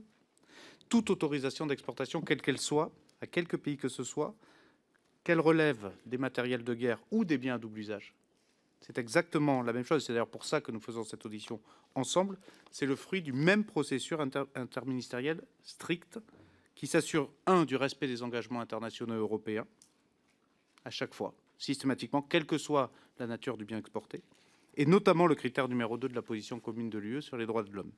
Donc là-dessus, et également, évidemment aussi, je l'ai dit en propos liminaire, et je le répéterai à chaque fois qu'une question sera posée sur ce sujet, concernant le traité sur le commerce des armes. Donc c'est extrêmement clair sur le processus, c'est extrêmement clair sur le caractère interministériel, et c'est extrêmement clair sur les critères, justement, qui président à ces choix d'exporter sur tel ou tel pays. Merci, Monsieur le Ministre. La parole est à Sébastien Saint-Pasteur pour le groupe socialiste et apparenté. Madame la Présidente, Messieurs les Présidents, Messieurs les Ministres, chers et chers collègues, difficile de résister à la tentation dans cette salle de ne pas convoquer Alphonse de Lamartine, qui nous indiquait, je lis dans l'avenir, la raison du présent. Pourtant, pouvons-nous trouver dans nos temps présents quelque chose de raisonnable? La situation géopolitique traverse des zones de turbulence majeures qui imposent un sursaut de la même ampleur. Dans ce tumulte, nous devons pour autant raison garder et avoir à l'esprit que nous devrons réaffirmer de façon considérable une Europe de la défense aux contours encore trop incertains. La première question portera en premier lieu sur nos alliés britanniques, en marge de cette Europe de la défense, qui disposent aux côtés de la France des capacités opérationnelles les plus fortes. Leur commandement intégré en Estonie dans le cadre de la mission Lynx en atteste, sans parler de la dissuasion. À l'aune des événements récents, comment qualifieriez-vous, messieurs les ministres, aujourd'hui notre relation avec nos voisins britanniques, qu'il s'agisse de nos coopérations industrielles ou plus globalement de nos coopérations au sens plus large? La seconde portera sur la préservation des intérêts nationaux, aussi bien économiques qu'industriels, dans une perspective d'accroissement de nos efforts en matière de défense et d'un besoin fondamental de rééquilibrage avec les États-Unis d'Amérique. Il nous faut donc renforcer les programmes européens tout en préservant la capacité d'exportation de la France, qui est parfois limitée dans les programmes européens tels que le SCAF. L'article 3 de l'accord relatif au contrôle des exportations dans le domaine de la défense énonce que l'Allemagne ne peut pas s'opposer à l'exportation des systèmes d'armes développés dans le cadre d'une coopération avec la France dès lors que ceux-ci contiennent moins de 20% de composants allemands, et peut donc s'opposer dans le cas contraire. Alors, quelles solutions envisagez-vous pour faciliter et renforcer la coopération européenne? Faut-il au contraire imaginer des solutions industrielles dites German Free pour éviter ces contraintes? Je vous remercie. Merci beaucoup. Deux questions sur les Britanniques. Bon, c'est un partenaire très important et le Brexit n'a pas changé la géographie ni les enjeux de sécurité qui pèsent sur nous, y compris en matière maritime. y compris en matière de mimétisme ou cousinage des modèles d'armée. Vous avez cité la dissuasion, c'est vrai aussi des enjeux maritimes, c'est vrai de la manière, je dirais pas les mêmes doctrines d'emploi, mais la manière dont les forces spéciales peuvent fonctionner. Sur ce qui nous amène cet après-midi, c'est-à-dire sur l'industrie d'armement et singulièrement les exportations d'armes. C'est assez paradoxal, comme souvent dans les coopérations dites européennes, à la fois on est alliés et concurrents. Concurrents sur certains types d'armes, vous voyez bien, vous avez parlé du SCAF, enfin sur la trame chasse, que ce soit Rafale, Standard 5, puis SCAF, vous voyez bien que les Britanniques développent avec Italiens et le Japon un autre programme concurrent, et en même temps que sur d'autres systèmes d'armes, nous sommes en mariage même, puisque MBDA est une entreprise que nous partageons avec l'Italie, d'une part, et la Grande-Bretagne, d'autre part, dans un modèle d'ailleurs qu'on peut critiquer, mais enfin qui respecte la souveraineté de chaque pays, parce que chaque entité d'MBDA a son rôle, son assignation, son système comptable, etc. Vous avez des coopérations communes par MBDA. Alors c'est vrai par exemple du missile Météor, alors avec aussi derrière des exportations qui peuvent se faire. On le voit bien avec le débat en Grèce actuellement, en disant mais pourquoi le missile Météor peut être livré à la Turquie? C'est une décision de la Grande-Bretagne, c'est pas une affaire française. Enfin, évidemment, ça peut rentrer en ligne de compte dans les dynamiques européennes, et on le voit bien avec le débat qui a jailli à Athènes. Des programmations à venir, FMAN FNC, qui est un missile de croisière mer-mer, là aussi, c'est une brique technologique qu'on partage avec la Grande-Bretagne. Et puis de manière plus secrète, en tout cas plus discrète, vous avez des sujets qui tiennent au nucléaire, Lancaster House, des enjeux avec la direction des applications militaires du CEA, mais là on est évidemment, et pour cause, hors exportation d'armes, on est vraiment sur des échanges qui sont bilatéraux. Donc oui, c'est un partenaire qui est clé et sur lequel il faut l'arrimer à nos efforts en permanence. Juste sur le SCAF, l'accord de 2020-2022 prévoit aucun contrôle sur l'exportation d'armes. C'est bien d'ailleurs l'enjeu. Et c'est bien l'enjeu, et je m'étais exprimé de nombreuses reprises devant l'Assemblée sur ce sujet, des décisions à prendre sur les phases à venir, la phase 2, et voir avec ce qui va se passer dimanche à Berlin, la nouvelle coalition, et voir comment on continue de préciser justement ces accords qui fait que le contrôle sur les exportations d'armes reste de compétence des États membres et nationales. L'orateur suivant intervient pour la droite républicaine. Je donne la parole à Jean-Louis Thierriot. Monsieur le député. Merci, Monsieur le Président, Monsieur le Ministre. Les chiffres que vous venez d'évoquer sont évidemment excellents. C'est à la fois un succès financier qui nous permet de préserver notre modèle. C'est un succès pour notre capacité de remonter en puissance, le fameux ramp-up dont on parle tout le temps. C'est un succès pour notre influence dans le monde et c'est aussi un succès pour notre autonomie stratégique. C'est un succès de la France, c'est aussi un succès de l'Europe en un moment où le pilier européen de l'Alliance, dans le contexte géopolitique qu'on connaît, doit être renforcé avec une Europe capable de prendre en main le plus largement possible sa sécurité. Dans ces succès de nos industries d'armement françaises, selon vous, quelle est la part qu'a joué le fait qu'il s'agisse d'une conception française, d'une production française et pour une part des productions ITAR-free dont on sait à quel point c'est important sur l'exportation. Et à ce sujet, j'en profite pour vous demander de préciser à nouveau ce qu'est la position française sur les discussions que l'on peut avoir sur le programme EDIP. Alors, contrairement à ce que disait notre collègue, c'est le règlement EDIP et c'est le programme EDIS. EDIP, en tant que tel, ne met pas d'argent sur la table. Quelles sont les exigences françaises pour garder ces principes d'autorité de conception et d'industrie européenne, l'objectif étant bien que l'argent du contribuable d'ici serve à des productions d'ici. Je vous remercie. Oui, merci beaucoup. Merci, Monsieur le Ministre. Sur la deuxième question, je commence par la fin. Bon, il est clair que les initiatives communautaires doivent permettre d'accélérer le financement de la base industrielle et technologique de défense européenne. Est-ce qu'on peut faire 100% de composants européens? Non, ça n'existe pas. Et d'ailleurs, parce qu'on aurait un sujet, c'était la question sur la Grande-Bretagne, déjà on aurait un sujet d'éviction sur certaines lignes de production avec la Grande-Bretagne, ce qui serait un non-sens. En revanche, que les instruments mis en place par la Commission européenne avec de l'argent du contribuable européen permettent à la fin de financer des installations de production de lignes de patriotes américains, ce serait quand même plus que fort de café, ce serait un contresens historique. Bon. Donc ça, évidemment, c'est l'objet de notre parole. Après, il faut bien comprendre que la plupart des pays aussi qui poussent cela sont des pays dont les opinions publiques, et donc leurs parlementaires aussi d'ailleurs, qui sont des opinions publiques qui ont peur.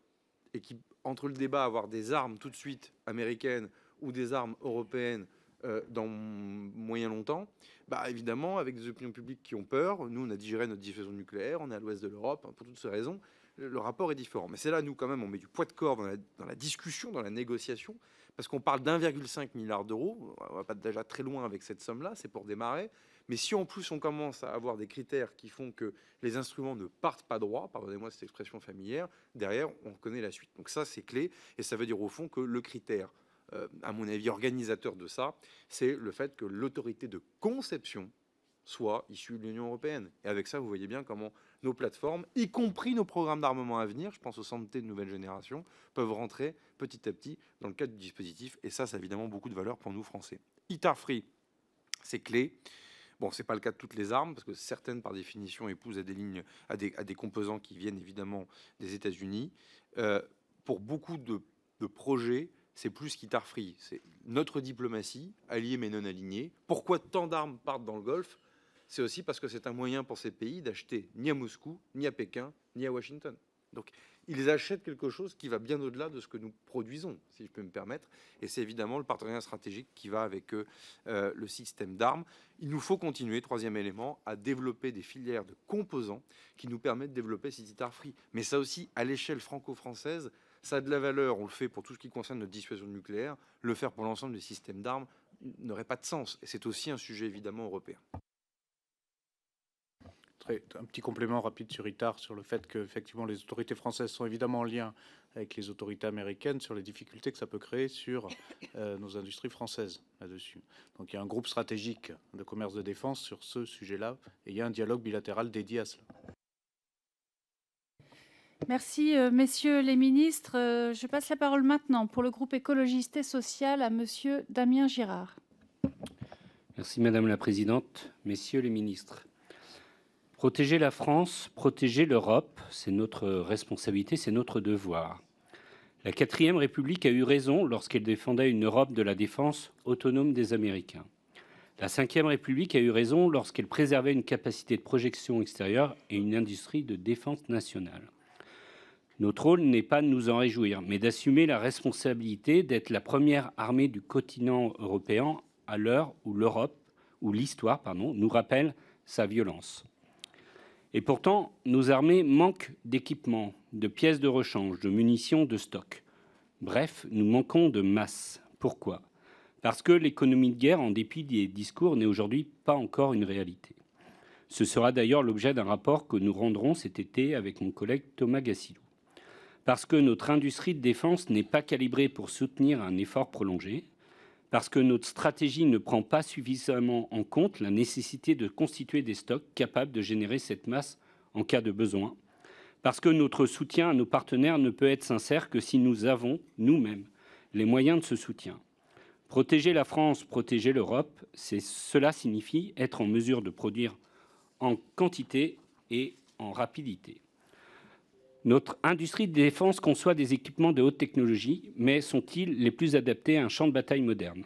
En produisons-nous suffisamment pour que nos exportations aient un impact stratégique réel? La menace d'un arrêt de livraison américaine à l'Ukraine montre que nous devons être en mesure de répondre par nous-mêmes aux besoins capacitaires de nos alliés. De même, une partie des industries de notre industrie terrestre et dans une moindre mesure maritime vient de commandes nationales trop spécifiques et trop limitées, freinant l'exportation, comme la rentabilité. Des marges de manœuvre existent, comme la réduction des délais de licence. C'est cependant un défi structurel qui s'impose à notre industrie de défense. Ma question est donc la suivante. Quelle est votre stratégie pour bâtir une industrie militaire capable de soutenir la remontée en puissance de nos forces, de sécuriser nos approvisionnements, d'être un véritable pilier de la défense européenne? Je vous remercie. Oui, merci beaucoup, Monsieur le Président, Monsieur le député.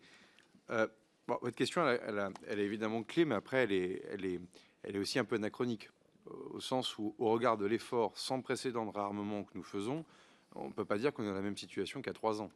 Ou alors, ça voudrait dire que des paquets de milliards d'euros entiers du contribuable ne servent à rien. Un autre objet de contrôle du Parlement en tant que tel. Après, on peut avoir un débat sur est-ce que c'est suffisant. Moi, je l'ai déjà dit plusieurs fois, non. Non. Et le contexte stratégique de nous amener évidemment à poursuivre l'effort et qu'à un moment donné, on n'a jamais commandé autant d'armes et de munitions à nos industries de défense et que heureusement que l'export permet justement de faire des jumps en matière de capacité de production, y compris sur l'économie de guerre. Première remarque. Deuxième remarque, attention au débat sur la masse. Je pense qu'il va nous emmener vers des contresens tactiques et stratégiques dont les rapports et ceux qui vont les commettre auront du mal à les défendre dans 10 ans. Vous avez un conflit qui est l'Ukraine, qui nous a appris qu'on avait besoin de masse sur les munitions et les armements. C'est incontestablement vrai, vous avez raison. Mais vous avez une succession de frappes et d'opérations militaires entre Israël et l'Iran qui vous ont appris que vous avez besoin de haute technologie et de précision. C'est le dôme de fer, mais ce sont aussi, regardez, les frappes iraniennes en Israël qui ont été d'une autre nature, notamment lors de la deuxième salve. Et donc, au fond, nous, pour notre modèle d'armée, il ne faut pas se fasciner de ce qui se passe dans un théâtre ou dans un autre, parce que nos besoins militaires, par définition, nous sont propres. Et au fond, on a besoin autant d'une certaine forme de masse, mais on a toujours besoin de la précision, y compris parce que la dissuasion nucléaire nous oblige de toute façon à garder des compétences importantes en matière d'innovation et de précision. Donc ça, c'est un point clé. 3, est-ce qu'on a des problèmes de masse sur les pièces détachées? Vous avez dit pièces détachées et munitions. Je ne le crois pas, et c'est un des grands bienfaits de la LPM, parce que précisément, on revient, ça va rajeunir tout le monde un petit peu, sur la cohérence plutôt que la masse. Pendant longtemps, on a voulu avoir beaucoup de systèmes d'armes, et on négligeait ce qu'on appelle le maintien en condition opérationnelle, c'est-à-dire l'entretien. Et justement, ce rattrapage sur les pièces détachées, il est spectaculaire en seulement pratiquement 2 ans. Et vous regardez, la disponibilité des matériels a prodigieusement augmenté. Là où vous avez raison, c'est sur les munitions. Ça, c'est clair que, là aussi, munitions simples, munitions complexes, je ne veux pas être trop long pour respecter le temps qui m'était imparti, mais on voit bien que sur les munitions simples, on y arrive. Le but de 155 mm, à mon avis, est le bon exemple de l'économie de guerre qui a fonctionné, y compris avec de la relocalisation sur le territoire national, Bergerac. Là où sur les missiles complexes, il reste un effort à faire. La réalité, c'est que cet effort, on en arrive au bout. Parce que tel qu'a été conçu nativement le missile Aster, par exemple, Aster 15 ou Aster 30, on aura du mal à aller au-delà. Donc le vrai sujet, c'est sur les programmes d'armes à venir, par exemple Aster B1NT, comment on ne reproduit pas les mêmes problèmes. Voilà, c'est difficile de répondre à votre question en seulement 3 minutes, mais en tout cas, ça donne l'axe qui est plus complexe encore et qui va devoir nous conduire, à mon avis, à faire des choix encore plus rigoureux dans les mois qui viennent. En tout cas, moi, j'attends votre rapport avec impatience, parce qu'il nous aidera à avancer. Oui, peut-être simplement un élément de complément pour dire que notre base industrielle, qu'elle soit à 100% de défense ou qu'elle s'inscrive dans une dualité entre le militaire et le civil, elle bénéficie, quand on discute avec ses dirigeants, quand on discute avec les industriels, elle bénéficie dans ses stratégies d'investissement de long terme, et notamment dans ses stratégies d'innovation, de la stabilité de notre cadre fiscal. Je pense en particulier au crédit impôt recherche, qui est un élément déterminant que nous avons cherché à préserver au maximum dans le cadre des débats budgétaires auxquels vous avez participé, et dire que c'est un message qui revient extrêmement souvent, que la préservation de cet outil à des fins d'innovation, qui se déploient dans différentes directions. Je pense en particulier au secteur de l'aéronautique ou au secteur du nucléaire. Mais je pense qu'il ne faut pas, dans la question que vous nous avez posée, monsieur le député, qui est celle de la stratégie pour construire une industrie de défense et une base industrielle, il ne faut pas négliger le fait qu'une bonne partie de la stratégie, c'est la stabilité, c'est la visibilité à long terme du cadre fiscal pour les entreprises. Merci. La parole est à Sabine Tillet pour le groupe Les Démocrates. Merci, merci Monsieur le Président, merci Monsieur les ministres pour votre présence. En 2019, la France et l'Allemagne ont signé un accord bilatéral pour encadrer le contrôle des exportations de matériel de défense. En 2021, cet accord a été élargi à l'Espagne, autre partenaire important dans le programme du SCAF, devenant ainsi un accord trilatéral reprenant les principes de l'accord initial. En résumé, il facilite les exportations d'armement en harmonisant les règles de contrôle et en réduisant les lourdeurs administratives. Il garantit que les produits issus de coopérations industrielle et intergouvernementale bénéficie d'une approbation automatique, sauf en cas de menace pour la sécurité nationale. Le principe de minimis, qui autorise une simplification des procédures de contrôle si la part des produits destinés à l'intégration dans les systèmes finaux transférés demeure inférieure à un seuil défini auparavant par les parties. Alors, ma question, est-ce que cet accord trilatéral est à même à renforcer l'intégration des industries de défense européennes? En cas, c'est un bon exemple. Mais comment sont contrôlées les autorisations d'exportation ou les transferts correspondant au titre de ce principe de minimis qui se font qui permet un transfert sans délai, et comment, dans ce cadre-là, est définie l'atteinte directe à la sécurité nationale? Merci. Oui, merci beaucoup, Madame la députée. Bon, la question de la gouvernance de l'exportation et des exportations d'armes est clé. D'ailleurs, vous voyez bien, d'un côté, il y a déjà un débat sur l'organisation interne à la France d'équilibre entre exécutif et législatif. Et évidemment, il ne peut pas y avoir de programme de coopération dans lequel la question de la gouvernance des exportations futures ne serait pas posée. Parce que le SCAF, lui aussi, ou le MGCS, que sais-je, devront trouver des clients à l'export si on veut équilibrer aussi le programme, pour les mêmes raisons natives que nos propres programmes d'armement domestique en franco-français. Deux, contrairement à ce que beaucoup racontent, c'est pas propre au SCAF. Je parlais d'MBDA tout à l'heure.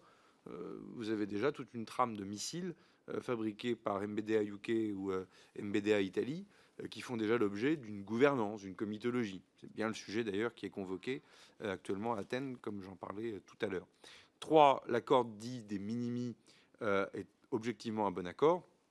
Le sujet, c'est que plus on avancera dans le fait que la coopération deviendra vraiment un démonstrateur, puis un système d'armes, plus il faut évidemment régler l'ensemble des détails. Mais enfin, moi, je l'ai déjà dit de nombreuses reprises, il n'y a pas de schéma dans lequel notre exportation d'armes est sous tutelle d'un État étranger, comme d'ailleurs, il n'y a pas de schéma dans lequel il serait sous tutelle de la Commission européenne, parce que ça doit rester une affaire complètement souveraine au regard des adhérences, comme je le disais tout à l'heure, sur notre équilibre du modèle français. Lequel équilibre du modèle, peut-être ne l'ai-je pas suffisamment dit en introduction, n'est pas sans adhérence à l'autonomie indispensable que l'on doit aux différents équipements liés à la dissuasion nucléaire. Pas de complément, Monsieur les ministres. Je passe donc la parole pour Horizon Indépendant à Madame Anne Le Hénaff. Il reste 2 autres intervenants. Merci. Mesdames et Messieurs les présidents, Messieurs les ministres, la Commission de la Défense a terminé il y a peu un cycle d'audition sur le thème de l'économie de guerre. Le rapport sur les exportations d'armement rappelle à juste titre la contribution de l'exportation à l'économie de guerre. Les exportations ont un effet incitatif pour reconstituer les stocks, anticiper les approvisionnements long cycle et certaines fabrications, et enfin pour maintenir les lignes de production opérationnelles. Un aspect tout aussi important de l'économie de guerre à nos yeux et qui est tout aussi lié à l'exportation est le sujet du financement de la base industrielle et économique de défense. C'est un enjeu auquel mon groupe est tout particulièrement attaché. Nous avions déposé lors de la dernière législature une proposition de loi visant à ouvrir l'épargne des livrets réglementés vers le secteur de la défense dans la droite lignée des travaux de nos collègues, messieurs Plassard, Gassillou et Thiriot, sur la loi de programmation militaire et le budget 2024. Au niveau européen, plusieurs instruments financiers facilitent l'export. Les règlements EDIRPA et ASAP pour l'acquisition conjointe d'armement et le renforcement de la production, et bientôt le règlement EDIP, futur programme européen pour l'industrie de défense. Cela est écrit dans le rapport qui nous réunit aujourd'hui. La France a déjà proposé de mettre en place une acquisition conjointe de missiles Mistral avec la Belgique, Chypre, l'Estonie et la Hongrie. Y a-t-il d'autres projets d'acquisition conjointe qui pourraient bénéficier à notre BITD? De même, comment peut-on garantir que les futurs instruments européens bénéficient d'abord et avant tout à la BITD européenne pour, entre autres choses, renforcer sa capacité à exporter? Je vous remercie. Oui, merci beaucoup. Madame la députée, acquisition conjointe, oui, c'est le début du chemin. On ne peut pas ne pas citer aussi CAMO avec la Belgique, puisque là, on a un niveau d'intégration qui est très fort entre les deux armées de terre. Moi, je pense que sur des programmes à venir, hein, j'ai cité le santé de nouvelle génération, je ne vois pas bien comment sur la défense solaire, on n'a pas des intérêts qui convergent. notamment entre pays frontaliers. Regardez la protection du ciel entre Luxembourg et Belgique. Il y a déjà des discussions qui ont démarré. Pareil sur ce que nous faisons en Roumanie. Bon, ça fait un peu frapper du coin du bon sens. Donc ça, évidemment, il ne faut pas y voir l'acquisition commune comme une finalité en tant que telle commerciale. Il faut plutôt la regarder aussi comment sur certains systèmes d'armes, il y a un intérêt purement opérationnel à le partager à plusieurs armées, à plusieurs États. Je pense aussi que ça peut être vrai sur un certain nombre d'outils en maritime et autres. Sur financement BITD, bon, ça c'est un sujet clé. Jean-Louis Thiriot d'ailleurs avait commencé à travailler sur ces sujets et lorsqu'il était ministre à mes côtés, il sera probablement amené à continuer à le faire d'ailleurs. Je crois que là il y a un enjeu clé. D'abord, il est réglementaire. Quand vous voyez que certaines PME ont des difficultés à accéder tout simplement à des produits bancaires, y compris de trésorerie, uniquement parce qu'elles sont sous-traitantes plus ou moins directes ou indirectes de la dissuasion nucléaire française, et que donc elle se voit objecter des réglementations internes à certaines banques en disant vous êtes en lien avec des systèmes d'armes controversés, c'est compliqué de parler de réarmement. Enfin, je reviens à la question de votre voisin il y a quelques instants, deux salles, deux ambiances. Parce que dans un sens, on dit ça va pas assez vite, tout ça, et dans l'autre, la pauvre PME qui fait quelque chose de très précis depuis des années, lorsqu'elle va voir son banquier, on lui explique qu'elle est sous-traitante pour des armes controversées. L'État ne peut pas non plus tout. Donc c'est là où il faut que là-dessus, surtout sur désormais une industrie de défense qui voit non plus ses carnets de commandes décroître, mais prodigieusement croître, bah, il est quand même bien logique que le monde économique financier participe aussi à la capacité à lever les fonds. Donc c'est vrai du monde bancaire, c'est vrai évidemment des fonds d'investissement, et c'est pour ça qu'avec Marc Ferracci, Éric Lombard et d'autres, on aura l'occasion à Bercy, pour le coup, de s'emparer de ce sujet, parce que derrière, il y a aussi une notion liée au trésor, en quelque sorte, au sens strict de ce qu'est le trésor français. C'est aussi un sujet pour l'APE, pour les industries de défense, dans lequel l'État est actionnaire. Oui, peut-être un petit élément de complément. C'est une question absolument essentielle et je souscris effectivement au diagnostic qui a été posé par le ministre des Armées sur les réticences que peuvent avoir certains organismes financiers à prêter. Je crois d'ailleurs que durant les débats qui ont eu lieu au moment de la LPM, la question de l'orientation de l'épargne réglementée vers les industries de défense a été abondamment commentée. Dire simplement que dans cette approche, on a besoin d'outils les plus ciblés possibles, et en particulier d'outils qui bénéficient aux PME et aux ETI. Il y a des outils qui existent déjà, qui pourraient être renforcés. Je pense en particulier au fonds Définvest, qui est doté de 100 millions d'euros, et au fonds d'innovation défense, qui est doté de 200 millions d'euros, et qui aujourd'hui permettent de renforcer en fonds propres des PME, des ETI, de la BITD, en faisant levier également sur des financements privés. Donc je pense qu'on a besoin ici de se renforcer, et moi je suis tout à fait disposé à continuer le débat avec vous, mesdames et messieurs les députés, et avec le ministre Éric Lombard sur ces questions de financement. Merci, messieurs les ministres. Alors maintenant, pour le groupe de la gauche démocrate et républicaine, la parole est à monsieur Édouard Bénard. Merci, madame la présidente, messieurs les présidents de commission, messieurs les ministres. À la lecture de ces rapports, nous restons avec mes collègues du groupe de la gauche démocrate et républicaine sur notre faim.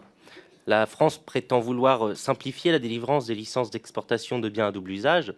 Or, il est difficile de croire à cette ambition quand ce même contrôle repose sur une réglementation européenne commune. Plus encore, ces exportations profitent davantage à des États hors Union européenne qu'à nos partenaires européens. Par ailleurs, la question des déclarations de livraison hors licence reste une faille quand on sait que bon nombre de PME survivent au crochet des contrats d'exportation. Comment l'État peut-il garantir l'absence de contrats frauduleux? Aussi, l'Union européenne impose de manière autonome un embargo sur les armes à destination de 8 pays, la Biélorussie, la Birmanie, la Chine, l'Iran, la Russie, la Syrie, le Venezuela et le Zimbabwe. Et la France joue un rôle moteur dans l'adoption, le renouvellement et la mise en œuvre des régimes de sanctions des Nations Unies en tant que membre permanent du Conseil de sécurité. Et oui, j'y reviens, aujourd'hui, face aux événements à Gaza et en Cisjordanie, Israël échappe encore à cette logique. Le cas de l'invasion de l'Ukraine par la Russie est mentionné à titre d'exemple dans les deux rapports. Or, plus largement qu'Israël, la situation au Proche-Orient, non. Et pour d'autres raisons, peut-être que nous y reviendrons, le Rwanda n'est pas non plus mentionné. Et vous comprendrez et partagerez notre attention quant à la situation à l'est de la République démocratique du Congo, qui est en proie au combat mené par le M23, soutenu par le Rwanda. Alors, parce que ces conflits impliquent notre diplomatie, la transparence est de mise. À ce sujet, on peut saluer l'exercice d'évaluation prévu par la LPM, mais on peut aussi noter qu'en Allemagne et aux Pays-Bas, les parlementaires sont informés sous 15 jours à chaque nouvelle licence émise. On peut aussi se comparer à l'Italie, à l'Espagne ou au Royaume-Uni. Donc, on peut s'améliorer sur la transparence et le contrôle du Parlement sur l'action gouvernementale. Ainsi, le Parlement pourrait aussi contrôler les suspensions d'exportation par les autres pays non suivis par la France. Je rappelle que lorsque des pays européens suspendaient leurs exportations, par exemple vers le Yémen, la France a eu une voix dissonante. Merci, bref, cher collègue. Beaucoup de questions qui dépassent 2 minutes. Monsieur le ministre. Oui, merci, Monsieur le Président. Alors, peut-être pas tout à fait dans le même ordre que vous, mais d'abord sur les délais concernant les BDU. C'est vrai, vous l'avez mentionné, qu'il peut y avoir sur délivrance un certain nombre de questions dans un marché qui est extrêmement concurrentiel là-dessus. Nous efforçons effectivement à la fois la CIBDU et la CI2EMG qui s'efforcent à contenir ces délais. Il s'agit aussi de ne pas bâcler l'instruction de ces dossiers qui sont complexes, qui nécessitent des décisions qui sont structurantes, et puis une actualité évidemment géopolitique que vous avez décrit vous-même, qui nécessite, je crois, une vigilance particulièrement accrue sur ces dossiers, plus, sans vous refaire le dessin, la période d'affaires courantes qui a pu conduire à des gels d'arbitrage, qui a également pu expliquer aussi un certain nombre de délais. Sur le sujet des pays que vous avez évoqués, je redis ce que j'ai dit à votre collègue tout à l'heure, et ça vaudra aussi pour un certain nombre de questions dans ce sens-là. Je le dis par exemple pour Israël, puisque vous avez mentionné en l'espèce, concernant Israël, je le dis tout à l'heure, je le redis, il n'y a aucune autorisation d'exportation de munitions ou d'armes qui sont destinées à être employées, que ce soit à Gaza ou en Cisjordanie. Et ça vaut pour les autres théâtres que vous avez évoqués.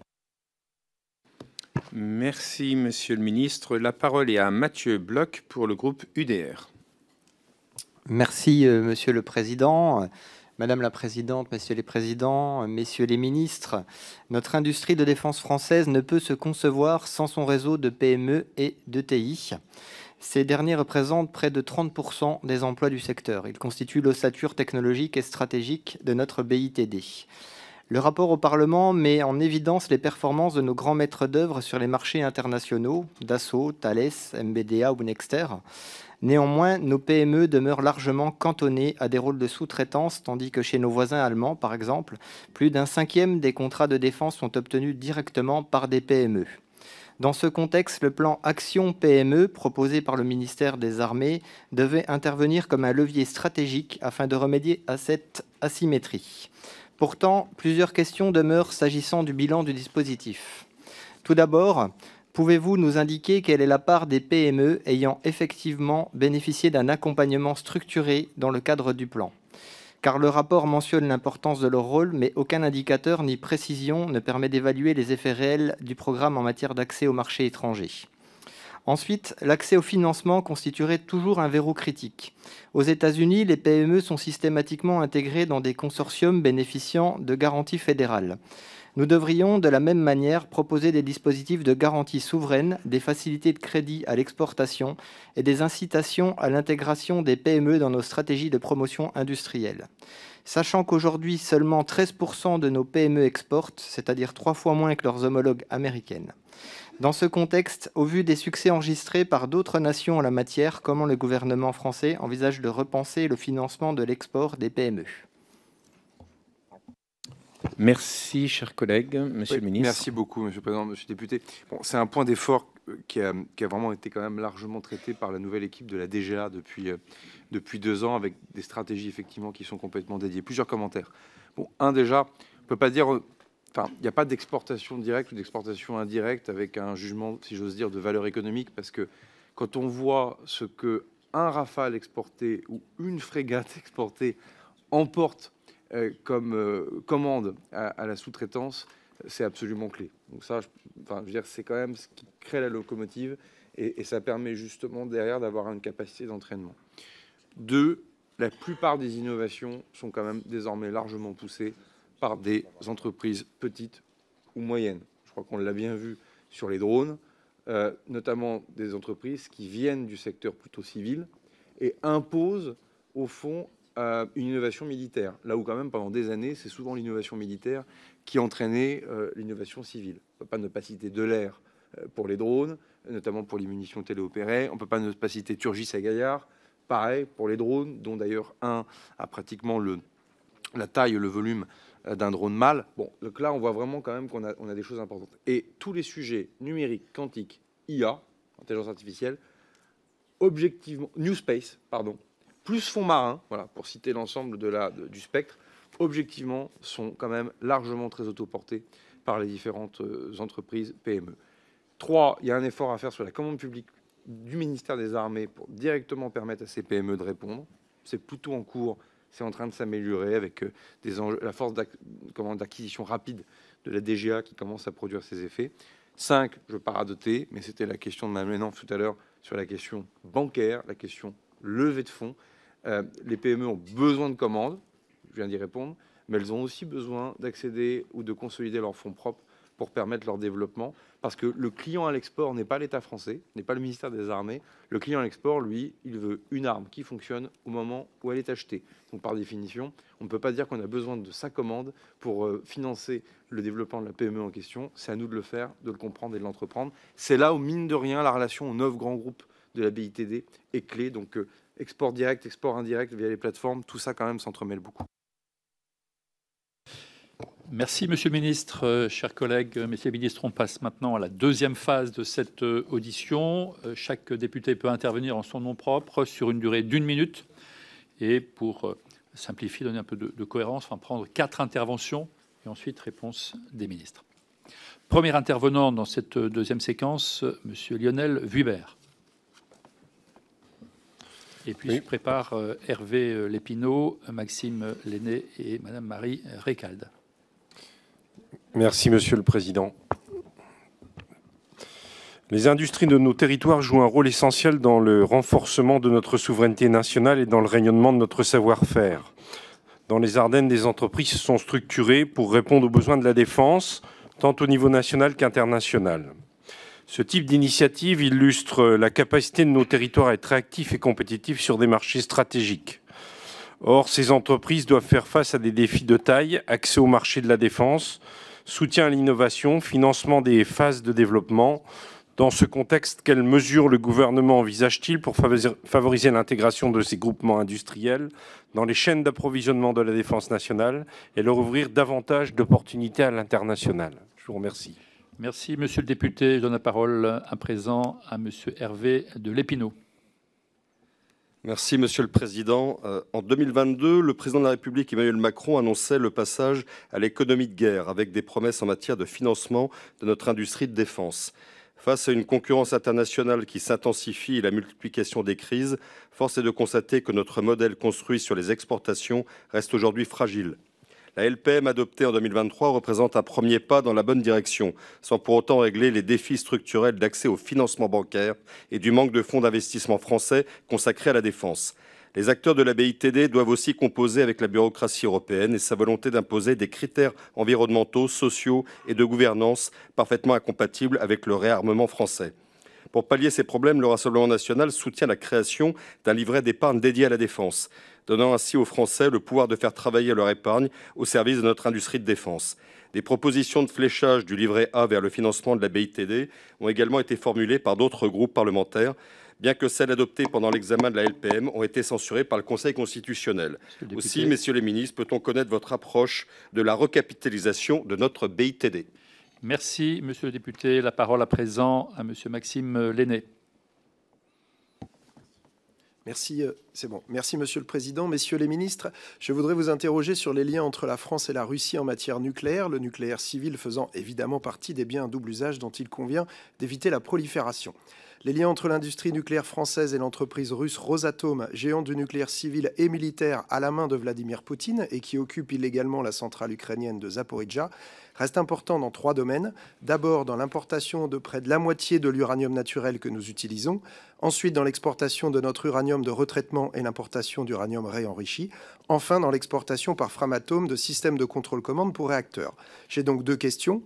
Premièrement, de quelles garanties la France dispose-t-elle pour s'assurer que la Russie n'utilise pas nos matières et technologies nucléaires à des fins militaires, notamment pour le contrôle commande de ses sous-marins nucléaires lanceurs d'engins?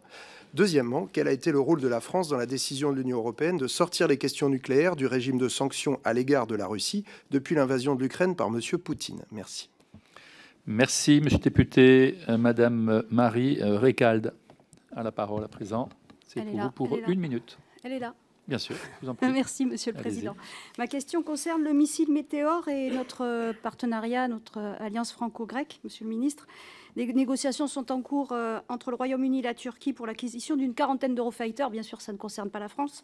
En revanche, les négociations concernent également l'acquisition du missile Météor, vous le savez, Monsieur le Ministre, pour laquelle la France est concernée. Cette acquisition va équilibrer un rapport de force sur ce segment entre la Turquie et la Grèce. Donc, un impact sur les relations avec un allié avec qui nous avons un accord de défense mutuel depuis 2021. Comment la France va se positionner sur ce processus et quel serait l'impact pour nos relations avec la Grèce? Merci pour ces 4 interventions. Messieurs les ministres, vous y répondez un après l'autre ou certaines se recoupent? Merci beaucoup. Je prends rapidement. Juste pour le financement, j'ai commencé, pour le député Lépinot, j'ai commencé à y répondre tout à l'heure. Je pense que, il n'y a pas d'économie de guerre sans finance de guerre, et même sans finance patriotique. Comme je le disais, que des entreprises du monde de la défense aient autant de difficultés à rentrer dans le cadre financier d'un certain nombre de banques ou de fonds d'investissement, c'est un énorme problème. Et déjà, avant même de mobiliser l'épargne des Français, qu'on revienne déjà à un schéma classique de financement de l'économie. Enfin, je veux dire, l'industrie de défense, c'est de l'économie réelle. Et il y a un marché, c'est l'objet de notre audition, y compris à l'exportation. Il y a un marché domestique, c'est la LPM. Il n'y a pas de raison que le contribuable, effectivement, vous avez raison, soit le seul à financer par les acquisitions le développement de ces systèmes d'armes. Donc ça, je pense que c'est un sujet clé. C'est ce que je disais tout à l'heure sur les travaux du député Thiriot. Et donc ça, pour le coup, il faudra évidemment y revenir. Tous les systèmes d'armes, tous les programmes, évidemment, ne sont pas éligibles de la même manière à cette affaire. Je laisserai mes collègues répondre aux 2 autres questions, juste sur Grèce. Non, la France n'est pas concernée. Et c'est d'ailleurs ça aussi qu'il faut rappeler, parce que sinon, on se chevauche avec les conversations précédentes, les questions et les réponses précédentes. On ne peut pas dire qu'il n'y a pas de contrôle export, il n'y a pas de tutelle d'un État sur notre propre contrôle export. Nous n'avons pas la tutelle sur l'exportation d'armes britanniques. Alors que la vie politique grecque interne à Athènes se soit emparée de cette affaire, et pour cause. Il faut mesurer l'inquiétude légitime que représente cette affaire pour l'opinion publique grecque. Et vous avez raison de dire à quel point c'est un partenaire stratégique très important pour nous. Est-ce que nous avions un rôle dans cette affaire? La réponse est non. MBDA UK, Météor, se greffe sur Eurofighter. Ce n'est pas nous qui vendons des plateformes à la Turquie. Précisément, nous, on vend des Rafales à la Grèce. On ne peut pas être mis du mauvais côté, si j'ose dire. En tout cas, par définition, la France est toujours du bon côté, c'est-à-dire du côté français. Et sur cette affaire, je pense que nous n'avons que la diplomatie et la persuasion.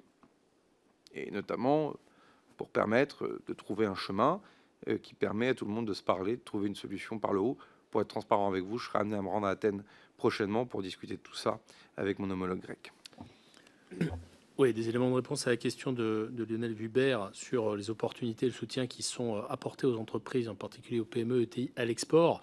Rappelez effectivement que notre BITD, ce sont 9 grands donneurs d'ordre, mais c'est surtout un réseau, un réseau d'environ 800 entreprises qui sont identifiées comme stratégiques et pour lesquelles l'État a fait du soutien à l'export un axe majeur. Ce soutien, il se décline au travers de différents outils. C'est d'abord l'assurance prospection, c'est concrètement des avances de trésorerie sur les coûts de prospection.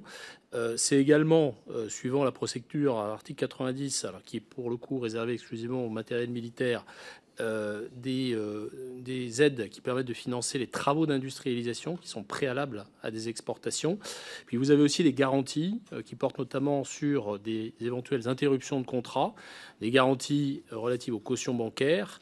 Et tout cela permet en 2023 que plus de 60 projets d'export direct par des ETI bénéficient d'un montant de garantie de plus de 800 millions d'euros. Et ça vient s'ajouter à ce qu'évoquait tout à l'heure le ministre des Armées, c'est-à-dire ce dont bénéficient nos PME et nos ETI dans les territoires au titre des commandes qui sont obtenues par les grands donneurs d'ordre et qui irriguent évidemment la sous-traitance. Donc ce sont évidemment des éléments de soutien assez majeurs. Sur le sujet de la Russie et des exportations de biens à double usage vers la Russie, rappelez que les sanctions ont été, vous le savez, significativement renforcées à partir de février 2022 suite à l'invasion de l'Ukraine par la Russie et qu'elles instaurent depuis cette date une interdiction d'exportation des biens à double usage vers tous les destinataires en Russie, sauf exception très limitée. Mais le principe général, c'est que toute exportation vers la Russie est interdite depuis cette date. Le montant des autorisations d'exportation de biens à double usage, il a chuté de manière extrêmement spectaculaire en 2023. Ça représentait 62 millions d'euros en 2023, en baisse de 90% par rapport à 2021, ce qui est bien la preuve que les sanctions ont été correctement appliquées. Ces exportations autorisées relèvent exclusivement du secteur nucléaire civil, pour lequel le régime européen de sanctions vers la Russie prévoit notamment une dérogation qui est relative à l'exploitation, l'entretien, le retraitement du combustible et la sûreté des capacités nucléaires, mais donc dans des limites extrêmement définies.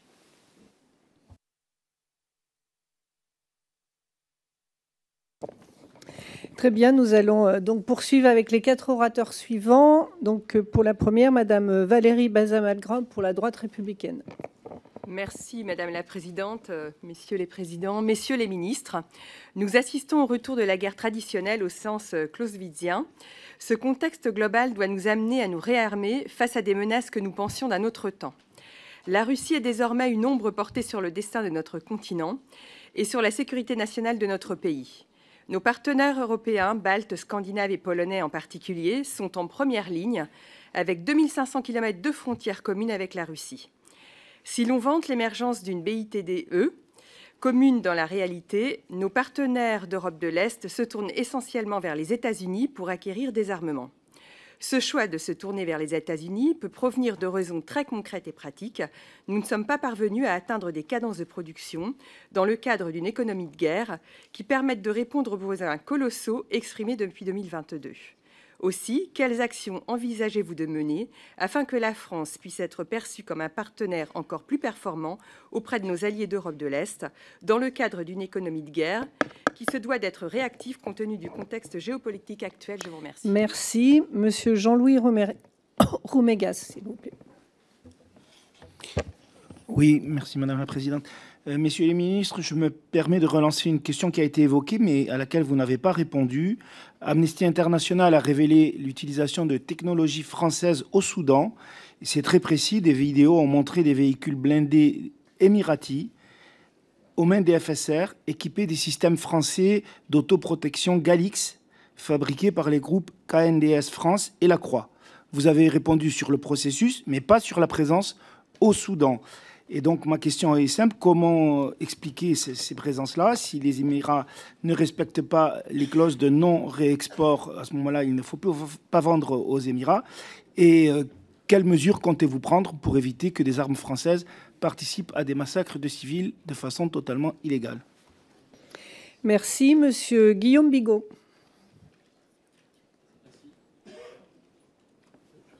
Le micro. Voilà. Merci. Madame, Messieurs les Présidents, Messieurs les Ministres, chers collègues, en s'appuyant sur ses attributions en matière de concurrence et de politique économique et suivant sa méthode sournoise dite des petits pas, la Commission de Bruxelles s'arroge des compétences en matière de défense qui ne sont pas les siennes. Et la création d'un poste de commissaire à la défense viole par exemple de manière flagrante l'article 24 du TUE et l'article 346 du TFUE. Ursula von der Leyen avance et méprise notre souveraineté. Et l'Allemagne, qui n'a qu'un embryon d'armée, jubile. Si notre industrie de défense reste très performante, c'est précisément parce qu'elle était jusqu'ici préservée des contraintes des traités européens. Or, il est à craindre que ce programme européen pour l'industrie de défense soit un cheval de Troie qui prépare nos industriels de la défense à subir le même sort que nos agriculteurs. Monsieur le ministre des Armées, la France compte-t-elle utiliser toutes les voies de recours pour faire obstacle à cette forfaiture? S'y opposera-t-elle au Conseil des ministres de l'Union européenne comme au Conseil européen? Vous nous avez dit la négociation s'ouvre. Alors, quelle ligne rouge allez-vous tracer au sein notamment du Conseil des ministres de l'Union européenne pour éviter que cette épide, entre guillemets, ne lèse notre BITD? Je vous remercie. Merci. Madame Christine Engrand. Elle n'est pas là. Elle n'est pas là. Très bien. Donc, messieurs les ministres, pour les réponses. Merci beaucoup, Madame la Présidente. Pays de l'Europe de l'Est, pays baltes, beaucoup, Madame Bazin-Magra, pays du nord de l'Europe. C'est pas vrai de dire que ces pays se tournent vers les États-Unis parce que les cadences de production seraient plus importantes aux États-Unis. Les cadences de production aux États-Unis, au contraire, ont déçu beaucoup de partenaires européens, ce qui expliquait pourquoi la Pologne, typiquement, s'est tournée vers la Corée du Sud. Et d'ailleurs, aujourd'hui, vous avez un système d'exportation d'armes aux États-Unis qui conduit à une liste d'attente colossale pour tous les clients. Donc, c'est pas la vitesse de production, pour le coup, d'ailleurs, et alors, sur les missiles complexes, je pense que là, pour le coup, il y a un des arguments qu'MBDA m'avance quand je râle parce que c'est trop lent, c'est en disant mais regardez ailleurs, c'est pire. Bon, d'accord, on peut toujours se consoler, mais c'est pas le rythme d'économie de guerre. Je pense que avant tout la question elle est stratégique, elle est ce qu'apportent les États-Unis en matière de pourvoyeurs de sécurité. On soit d'accord ou pas d'accord, on n'est pas au Parlement estonien, au Parlement lituanien ici, mais c'est dire qu'à un moment donné, dans les standards OTAN, dans l'interopérabilité, et dans le conscient comme dans l'inconscient, derrière, c'est la question du parapluie nucléaire américain.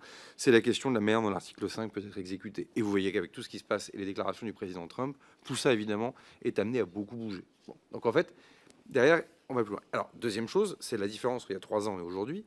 Pourquoi autant de canons César sont vendus dans ces pays? Parce que c'est le début du commencement d'un pivot. On ne peut pas ne pas voir qu'il y a une diversification des acquisitions dans ces pays, et plutôt au profit des armes françaises. Enfin, je suis très étonné des questions, pour être honnête, enfin pas des questions tant que telles, de ce qui n'est pas posé comme question. Que les Pays-Bas, qui est un des pays les plus atlantistes qui puissent exister, décident d'investir autant d'argent dans une classe Barracuda, c'est-à-dire une classe de sous-marins à propulsion conventionnelle, c'est-à-dire auprès de Naval Group, c'est inédit. Enfin, on fait semblant de digérer des choses comme si c'était normal. Je veux dire, citez-moi un grand contrat d'armement dans le nord de l'Europe ces 10 dernières années, ces 20 dernières années. C'est pas grâce à moi, hein, c'est comme ça. Il faut quand même le dire. On peut être pour, on peut être contre, on peut aimer les Pays-Bas, pas les aimer le sous-marin, pas aimer le sous-marin. Enfin, la réalité, c'est quand même, vous avez des énormes contrats. Rafale Croatie, Rafale Grèce. Voilà, c'est pas des petits contrats. Et là, vous avez quelque chose qui est en train de basculer et sur lequel il faut qu'on s'apprête à répondre présent. C'est pour ça que ça me permet de faire une transition de question. Ne voyez pas mon néo-gaullisme est connu de tout le monde, donc par définition, je ne suis pas pressé de voir la Commission s'occuper des affaires des États membres. Je l'ai encore dit au commissaire européen que j'ai reçu ce matin. Mais enfin, nous serions quand même complètement amateurs et fous que de ne pas voir qu'au moment où tous ces pays augmentent leur budget de défense, beaucoup de pays européens, eux, vont vouloir passer par ces tuyaux-là. Voilà, je vous ai résumé l'équation. Comment on fait en sorte qu'on n'ait pas des dispositifs qui abîment notre souveraineté, et en même temps, vous voyez bien que certains pays auront besoin de faire des acquisitions communes. Moi, je regarde les dispositifs. César ou obus de 155 mm ou missile Mistral, pour l'instant, ça profite clairement à KNDS, à MBDA. Donc en fait, c'est à la fin du bal qu'on paye les musiciens. Il faudra bien regarder ce que tout cela donne. Et pour l'instant, on le voit bien que les industries françaises peuvent tirer parti de ça. Après, ce qu'il faut, c'est trouver des instruments qui permettent de massifier, qui permettent de simplifier. Vous savez, je suis trop long, pardon, mais ne calez pas notre modèle sur les autres. Je veux dire, la plupart des pays européens n'ont pas de DGA. On a 9000 personnes à la DGA dont le métier est de faire le service public de l'armement, c'est-à-dire de savoir acheter, de savoir tester, de savoir qualifier, de savoir récuser. Vous êtes le ministère de la Défense de tel ou tel pays d'Europe, par définition, mais on n'a pas question de le perdre. On est en train de remettre de l'argent comme jamais en armée. Attendez, ne l'expliquez pas à nous. On a plus de questions aujourd'hui que lorsque les bases aériennes et les régiments fermaient. Moi, j'aurais bien aimé qu'ils ne ferment pas le laboratoire d'essais balistiques de Vernon dans l'Eure, par exemple, au hasard. Bon, et fermé. Posez la question à ceux qui l'ont fermé. Nous, on réouvre. Donc, personne ne va perdre la DGA. Mais de ne pas voir que des pays n'ont pas la même organisation que la nôtre et que les truchements otaniens, d'une part, que vous les aimiez ou que vous les aimiez pas, européens, d'autre part, permettront potentiellement à l'industrie de défense d'aller chercher du chiffre d'affaires, c'est possible. Donc, c'est ça qu'il faut essayer d'aller chercher en matière d'influence. Et c'est le combat qui est devant nous. Soyons, pour le coup, acteurs et pas spectateurs. Merci. La parole est à Pierre... Ah, pardon. Allez-y, monsieur le ministre.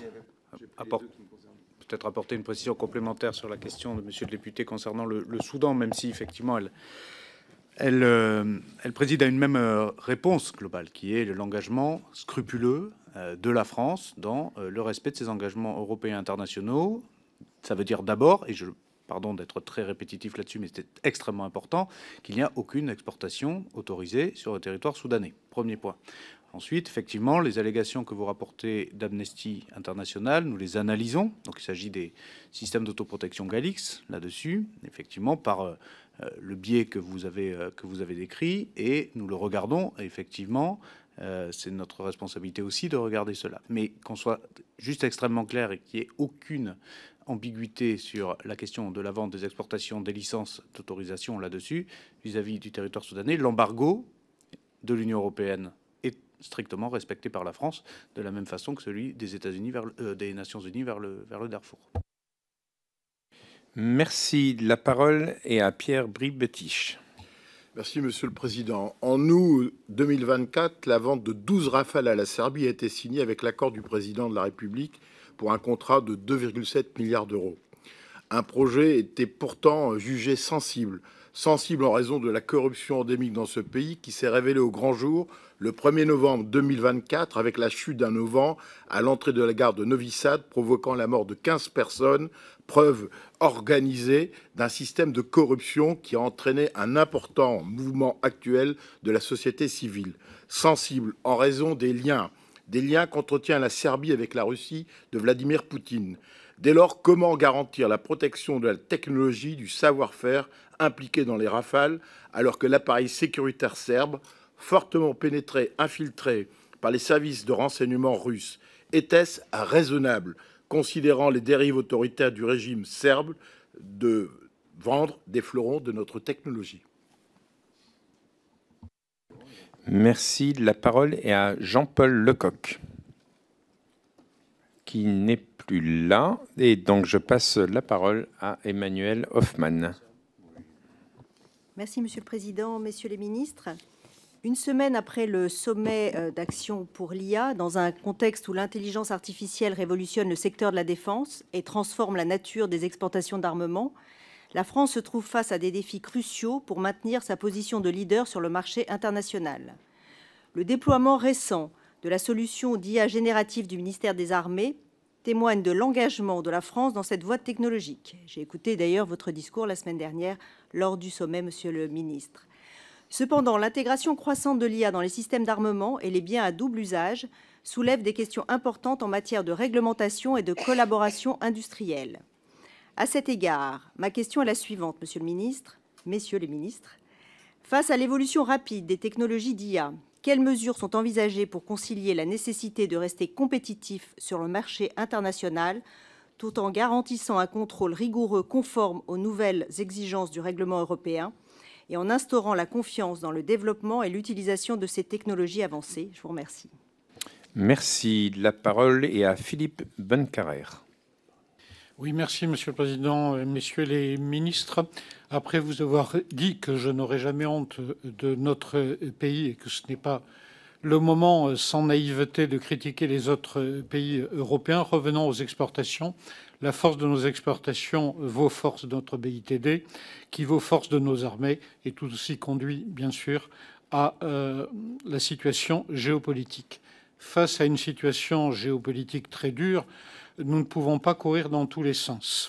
Et dans le respect des compétences du gouvernement et des parlementaires, je souhaiterais simplement savoir de la part de chacun des ministres si, dans vos domaines propres, est-ce qu'il y aurait des verrous législatifs qu'il serait opportun de lever, et si oui, lesquels? Merci beaucoup, mes chers collègues, messieurs les ministres. La parole est à vous. Merci beaucoup. Rafale servi. Merci de me poser les questions parce qu'on a vu beaucoup de choses étonnantes qui ont pu circuler dans la presse. Bon, soit de toute façon une arme part à l'export, soit ne part pas à l'export. Dès lors qu'elle part à l'export, par définition, c'est pas vraiment le pays dans lequel vous l'exportez qui vous donne le degré de risque éventuel en matière de transfert de technologie. N'importe quel pays peut être traversé par des services qui peuvent potentiellement toucher au système d'armes. Donc heureusement que ça ne fonctionne pas comme ça. Je vais même plus loin. Une arme, malheureusement, peut être faite pour s'en servir, y compris par l'armée française. Si demain, sur un théâtre, vous avez un Rafale malheureusement qui tombe, ça veut donc dire qu'une puissance étrangère peut s'emparer de ce Rafale en question. Donc heureusement, sans dévoiler le secret défense, que la manière dont les systèmes d'armes sont conçus fait que l'utilisateur, quel qu'il soit, ne peut pas forcément comprendre de comment exactement c'est monté et comment ça fonctionne. Nativement, ces systèmes d'armes portent évidemment cette protection-là. Alors après, j'ai vu les questions apparaître sur la Serbie. Surtout pas créer un incident diplomatique ici. Enfin, cette question, elle aurait pu intervenir pour d'autres partenaires. Moi, qu'un pays comme la Serbie, dans l'influence russe qu'on lui connaît, cherche justement à éloigner cette influence de Moscou en se rapprochant de nous et en faisant de la France un partenaire d'un ordre nouveau, je pense que c'est plutôt une aventure au long cours, mais ça peut être une bonne nouvelle. Ça peut être une bonne nouvelle. Mais, pardon, mais alors, posez la question pour l'Inde, pour les Émirats arabes unis, pour l'Indonésie, pour le Qatar, pour tous les pays dans lesquels on exporte le Rafale. Non, mais c'est quand même un peu le problème, c'est que soit on est par définition favorable à une doctrine d'exportation, au principe de l'export, et auquel cas, par définition, vous avez un risque inhérent. Et c'était la question qui a été posée, quels sont les mécanismes qui sont là pour voir, et armes et armes sont à comparer. La question du Soudan, on parle de leurre. Un leurre n'est pas un avion de chasse. Donc déjà, il est bon aussi de préciser ça. La question aurait pu être posée en ce sens. Bon. Mais dès lors que vous avez un transfert d'armes, vous pouvez avoir des changements de régime. Un pays avec une équipe gouvernementale peut évoluer, des diplomaties peuvent changer. Enfin, vous êtes parlementaire, nous sommes des ministres. On parle de sujets très graves, que sont les armes. Donc, de toute façon, notre système, notre modèle porte en son sein une part de pari stratégique. Ne mentons pas. Bon, alors après, il y a un principe de précaution qui consisterait à dire on vend à personne. Et puisqu'on parle de 18 ou 19 milliards d'euros de balance commerciale, eh bien, vous votez immédiatement 20 milliards d'euros de plus pour les budgets de la défense nationale pour nous permettre de compenser ça et d'acheter encore plus d'armes à notre base industrielle et technologique française. C'est un autre modèle. Pardon ? Il faut prendre le micro. Il faut prendre le micro, Pierre. Le ministre, parce que je ne vous ai pas parlé de toutes les exportations. Je vous ai parlé d'une exportation très précise envers un pays qui pose un problème. Vous le savez très bien au sein des Balkans. Vous savez très bien, connaissez parfaitement la situation concernant la Serbie, le double, voire le triple jeu que ce pays joue avec la Chine, avec la Russie et avec l'Europe. Il y a eu un acte que vous avez diligenté de signer ces contrats. Votre question était sur, je cite, vendre des fleurons et voir le risque de pillage technologique au regard des influences étrangères. Je vous ai répondu. Et cette question vaut pour tous les transferts d'armes dans tous les pays par définition. Voilà, c'était la question précise. Après, quant aux diplomaties de ces pays, elles peuvent en plus évoluer dans la durée. On le voit bien avec d'autres prospects d'armement plus anciens dont nous héritons aujourd'hui. Alors, il nous reste quelques minutes. Ah oui, l'intelligence artificielle, je suis désolé. Pour répondre à votre, pardon, Monsieur le Président, pour répondre à votre question, Madame la députée, au moment où je vous parle, aucun dispositif d'IA comme arme, un logiciel par exemple, qui donc serait éligible aux licences Siemge, aucune demande n'a été faite au moment où je vous parle. Ça n'existe pas. Point virgule. Est-ce que vous avez de l'IA dans les systèmes d'armes existants? Oui, par exemple le Rafale, pour donner évidemment cet exemple, etc. Pour l'instant, on est quand même vraiment dans une arsenalisation de notre dispositif en lien avec les entreprises françaises, Mistral et d'autres, qui permet davantage de répondre à nos propres besoins. On n'est pas encore dans un moment où on se dit qu'on veut exporter, en tout cas au moment où je vous parle. Juste peut-être un petit complément sur l'IA appliquée aux biens à double usage. On a besoin de faire évoluer, il y a deux enjeux sur l'IA, il y a la réglementation et il y a les infrastructures qui portent l'IA. On a besoin de faire évoluer la réglementation sur les biens à double usage en continu avec l'évolution des technologies et c'est ce que nous faisons. S'agissant des infrastructures, il y a un enjeu absolument essentiel à ce que les data centers sur lesquels on éduque et sur lesquels on fait de l'inférence autour des algorithmes d'IA soient sur notre sol. soit sur notre sol, et soit français ou européen pour les raisons d'extraterritorialité qui peuvent s'appliquer, vous le savez, aux États-Unis. Et c'est le sens de ce qui a été annoncé il y a quelques jours, avec des investissements massifs sur les infrastructures et les data centers. Ça s'applique évidemment beaucoup plus largement qu'à nos industries de défense, mais chez les sous-traitants et dans les chaînes de valeur qui composent notre BITD, nous en aurons qui auront à un moment ou à un autre besoin de faire tourner des algorithmes d'intelligence artificielle sur leurs propres données. Parce que la valeur ajoutée des algorithmes, ça n'est pas de les faire tourner à terme sur l'ensemble des données qui sont sur Internet, c'est de les appliquer aux données de l'entreprise.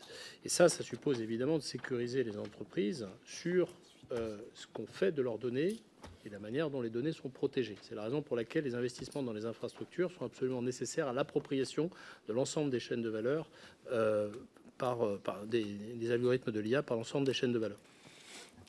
Merci, messieurs les ministres. Dans les quelques minutes qu'il nous reste, on pourra prendre les deux dernières interventions. Frédéric Petit, pour commencer, et Guillaume Bigot ensuite. Oui, merci. Très rapidement, Monsieur le Président. Merci, Madame la Présidente, Monsieur le Président. Je voulais faire deux remarques. D'abord, la Lituanie est un petit pays, mais je pense que je préfère être sous veille d'un Lituanien Kubilius, que je connais, que sous la veille pour la défense européenne de certaines personnes issues de certains partis politiques de France ou d'Allemagne. Je voudrais être très clair là-dessus. Je crois que le Lituanien dont on a parlé est quelqu'un de très grande valeur et qui nous protège beaucoup mieux que beaucoup d'autres. Deuxième remarque, dans toutes les maisons serbes, on se souvient de la Première Guerre mondiale. C'est un retour aux sources. Il ne faut pas confondre le gouvernement d'un pays, il ne faut pas confondre un système d'alliance de ce qu'est une société profonde. L'histoire de la Serbie, c'est l'histoire de l'amitié avec la France, c'est l'histoire de la Première Guerre mondiale. Il y a des chansons qu'on apprend aux enfants qui parlent de la France et de cette culture militaire qui est basée sur une très très grosse alliance avec la France. Donc ne confondons pas les sociétés et leur profondeur avec des aléas politiques. Merci, monsieur le député. Guillaume Bigot, pour terminer. Oui, très brièvement, merci. Monsieur le ministre, pour votre réponse. Donc l'AE achète des classes Barracuda et bravo. Et je pense que sincèrement, vous n'y êtes sans doute pas pour rien. Mais je n'ai pas compris parce que pour l'instant, on n'a pas de ces commandes européennes, on n'a pas des DIP. Et je ne comprends pas pourquoi on aurait besoin demain de bruxelliser, si je puis dire, ce sujet. Et si nous allons vers un financement massif et européen des commandes publiques d'armement, c'est bien la pente. Il y a donc un risque, me semble-t-il, parce qu'on ne pourra pas financer en même temps des commandes publiques françaises et en même temps des commandes publiques européennes. Donc, je reprends ma question, je n'ai pas eu de réponse. Quelles sont vos lignes rouges dans cette négociation? Merci. Merci beaucoup. Ouais, pardon si je n'ai pas été clair, ou ça me permet en tout cas de tirer la ligne rouge, mais j'ai répondu sur une autre question, mais peut-être un peu plus. La vraie ligne rouge, c'est que de l'argent du contribuable européen aille à autre chose que des industries européennes. Et c'est pour ça que, si je rentre dans le détail, dans la discussion à venir, la critère de l'autorité de conception, qu'elle soit européenne, membre de l'Union européenne, est clé. Pourquoi on y a un intérêt? Parce que ça fait effet de levier pour beaucoup de pays pour commencer à s'intéresser à des programmes d'armement qui pourraient leur sembler hors de portée. Et si je vais encore plus loin, sans nuire à ceux qui négocient actuellement, vous voyez le SAMP-T de nouvelle génération qu'on attend pour 2026-27, il est important celui-là parce qu'il va permettre de concurrencer clairement et directement le Patriot américain. Il peut intervenir à 360 degrés, là où le Patriot, il en faut plusieurs pour couvrir l'ensemble des axes. L'Aster BANT, son missile, permettra d'arrêter et d'intercepter des missiles non seulement supersoniques, mais aussi hypersoniques, c'est-à-dire couvrant les menaces et russes et iraniennes. Donc ça nous intéresse au plus haut point. La réussite du SAMP-T de nouvelle génération pour Thales et MBDA, c'est absolument clé. C'est pour ça que dans la LPM, d'ailleurs, on y a mis des acquisitions rapides. J'ai même avancé en A2PM une première acquisition pour amorcer ça. Cette affaire d'outils européens, vous voyez bien que ça peut tomber dans un sens comme dans un autre. J'ai pas d'idéologie, moi, là-dessus. Soit c'est mal boutiqué et ça va créer des effets d'aubaine de standardisation qui n'iront pas dans le bon sens, soit au contraire des accélérations pour nos programmes. En fait, et donc la vraie ligne rouge, c'est l'autorité de conception.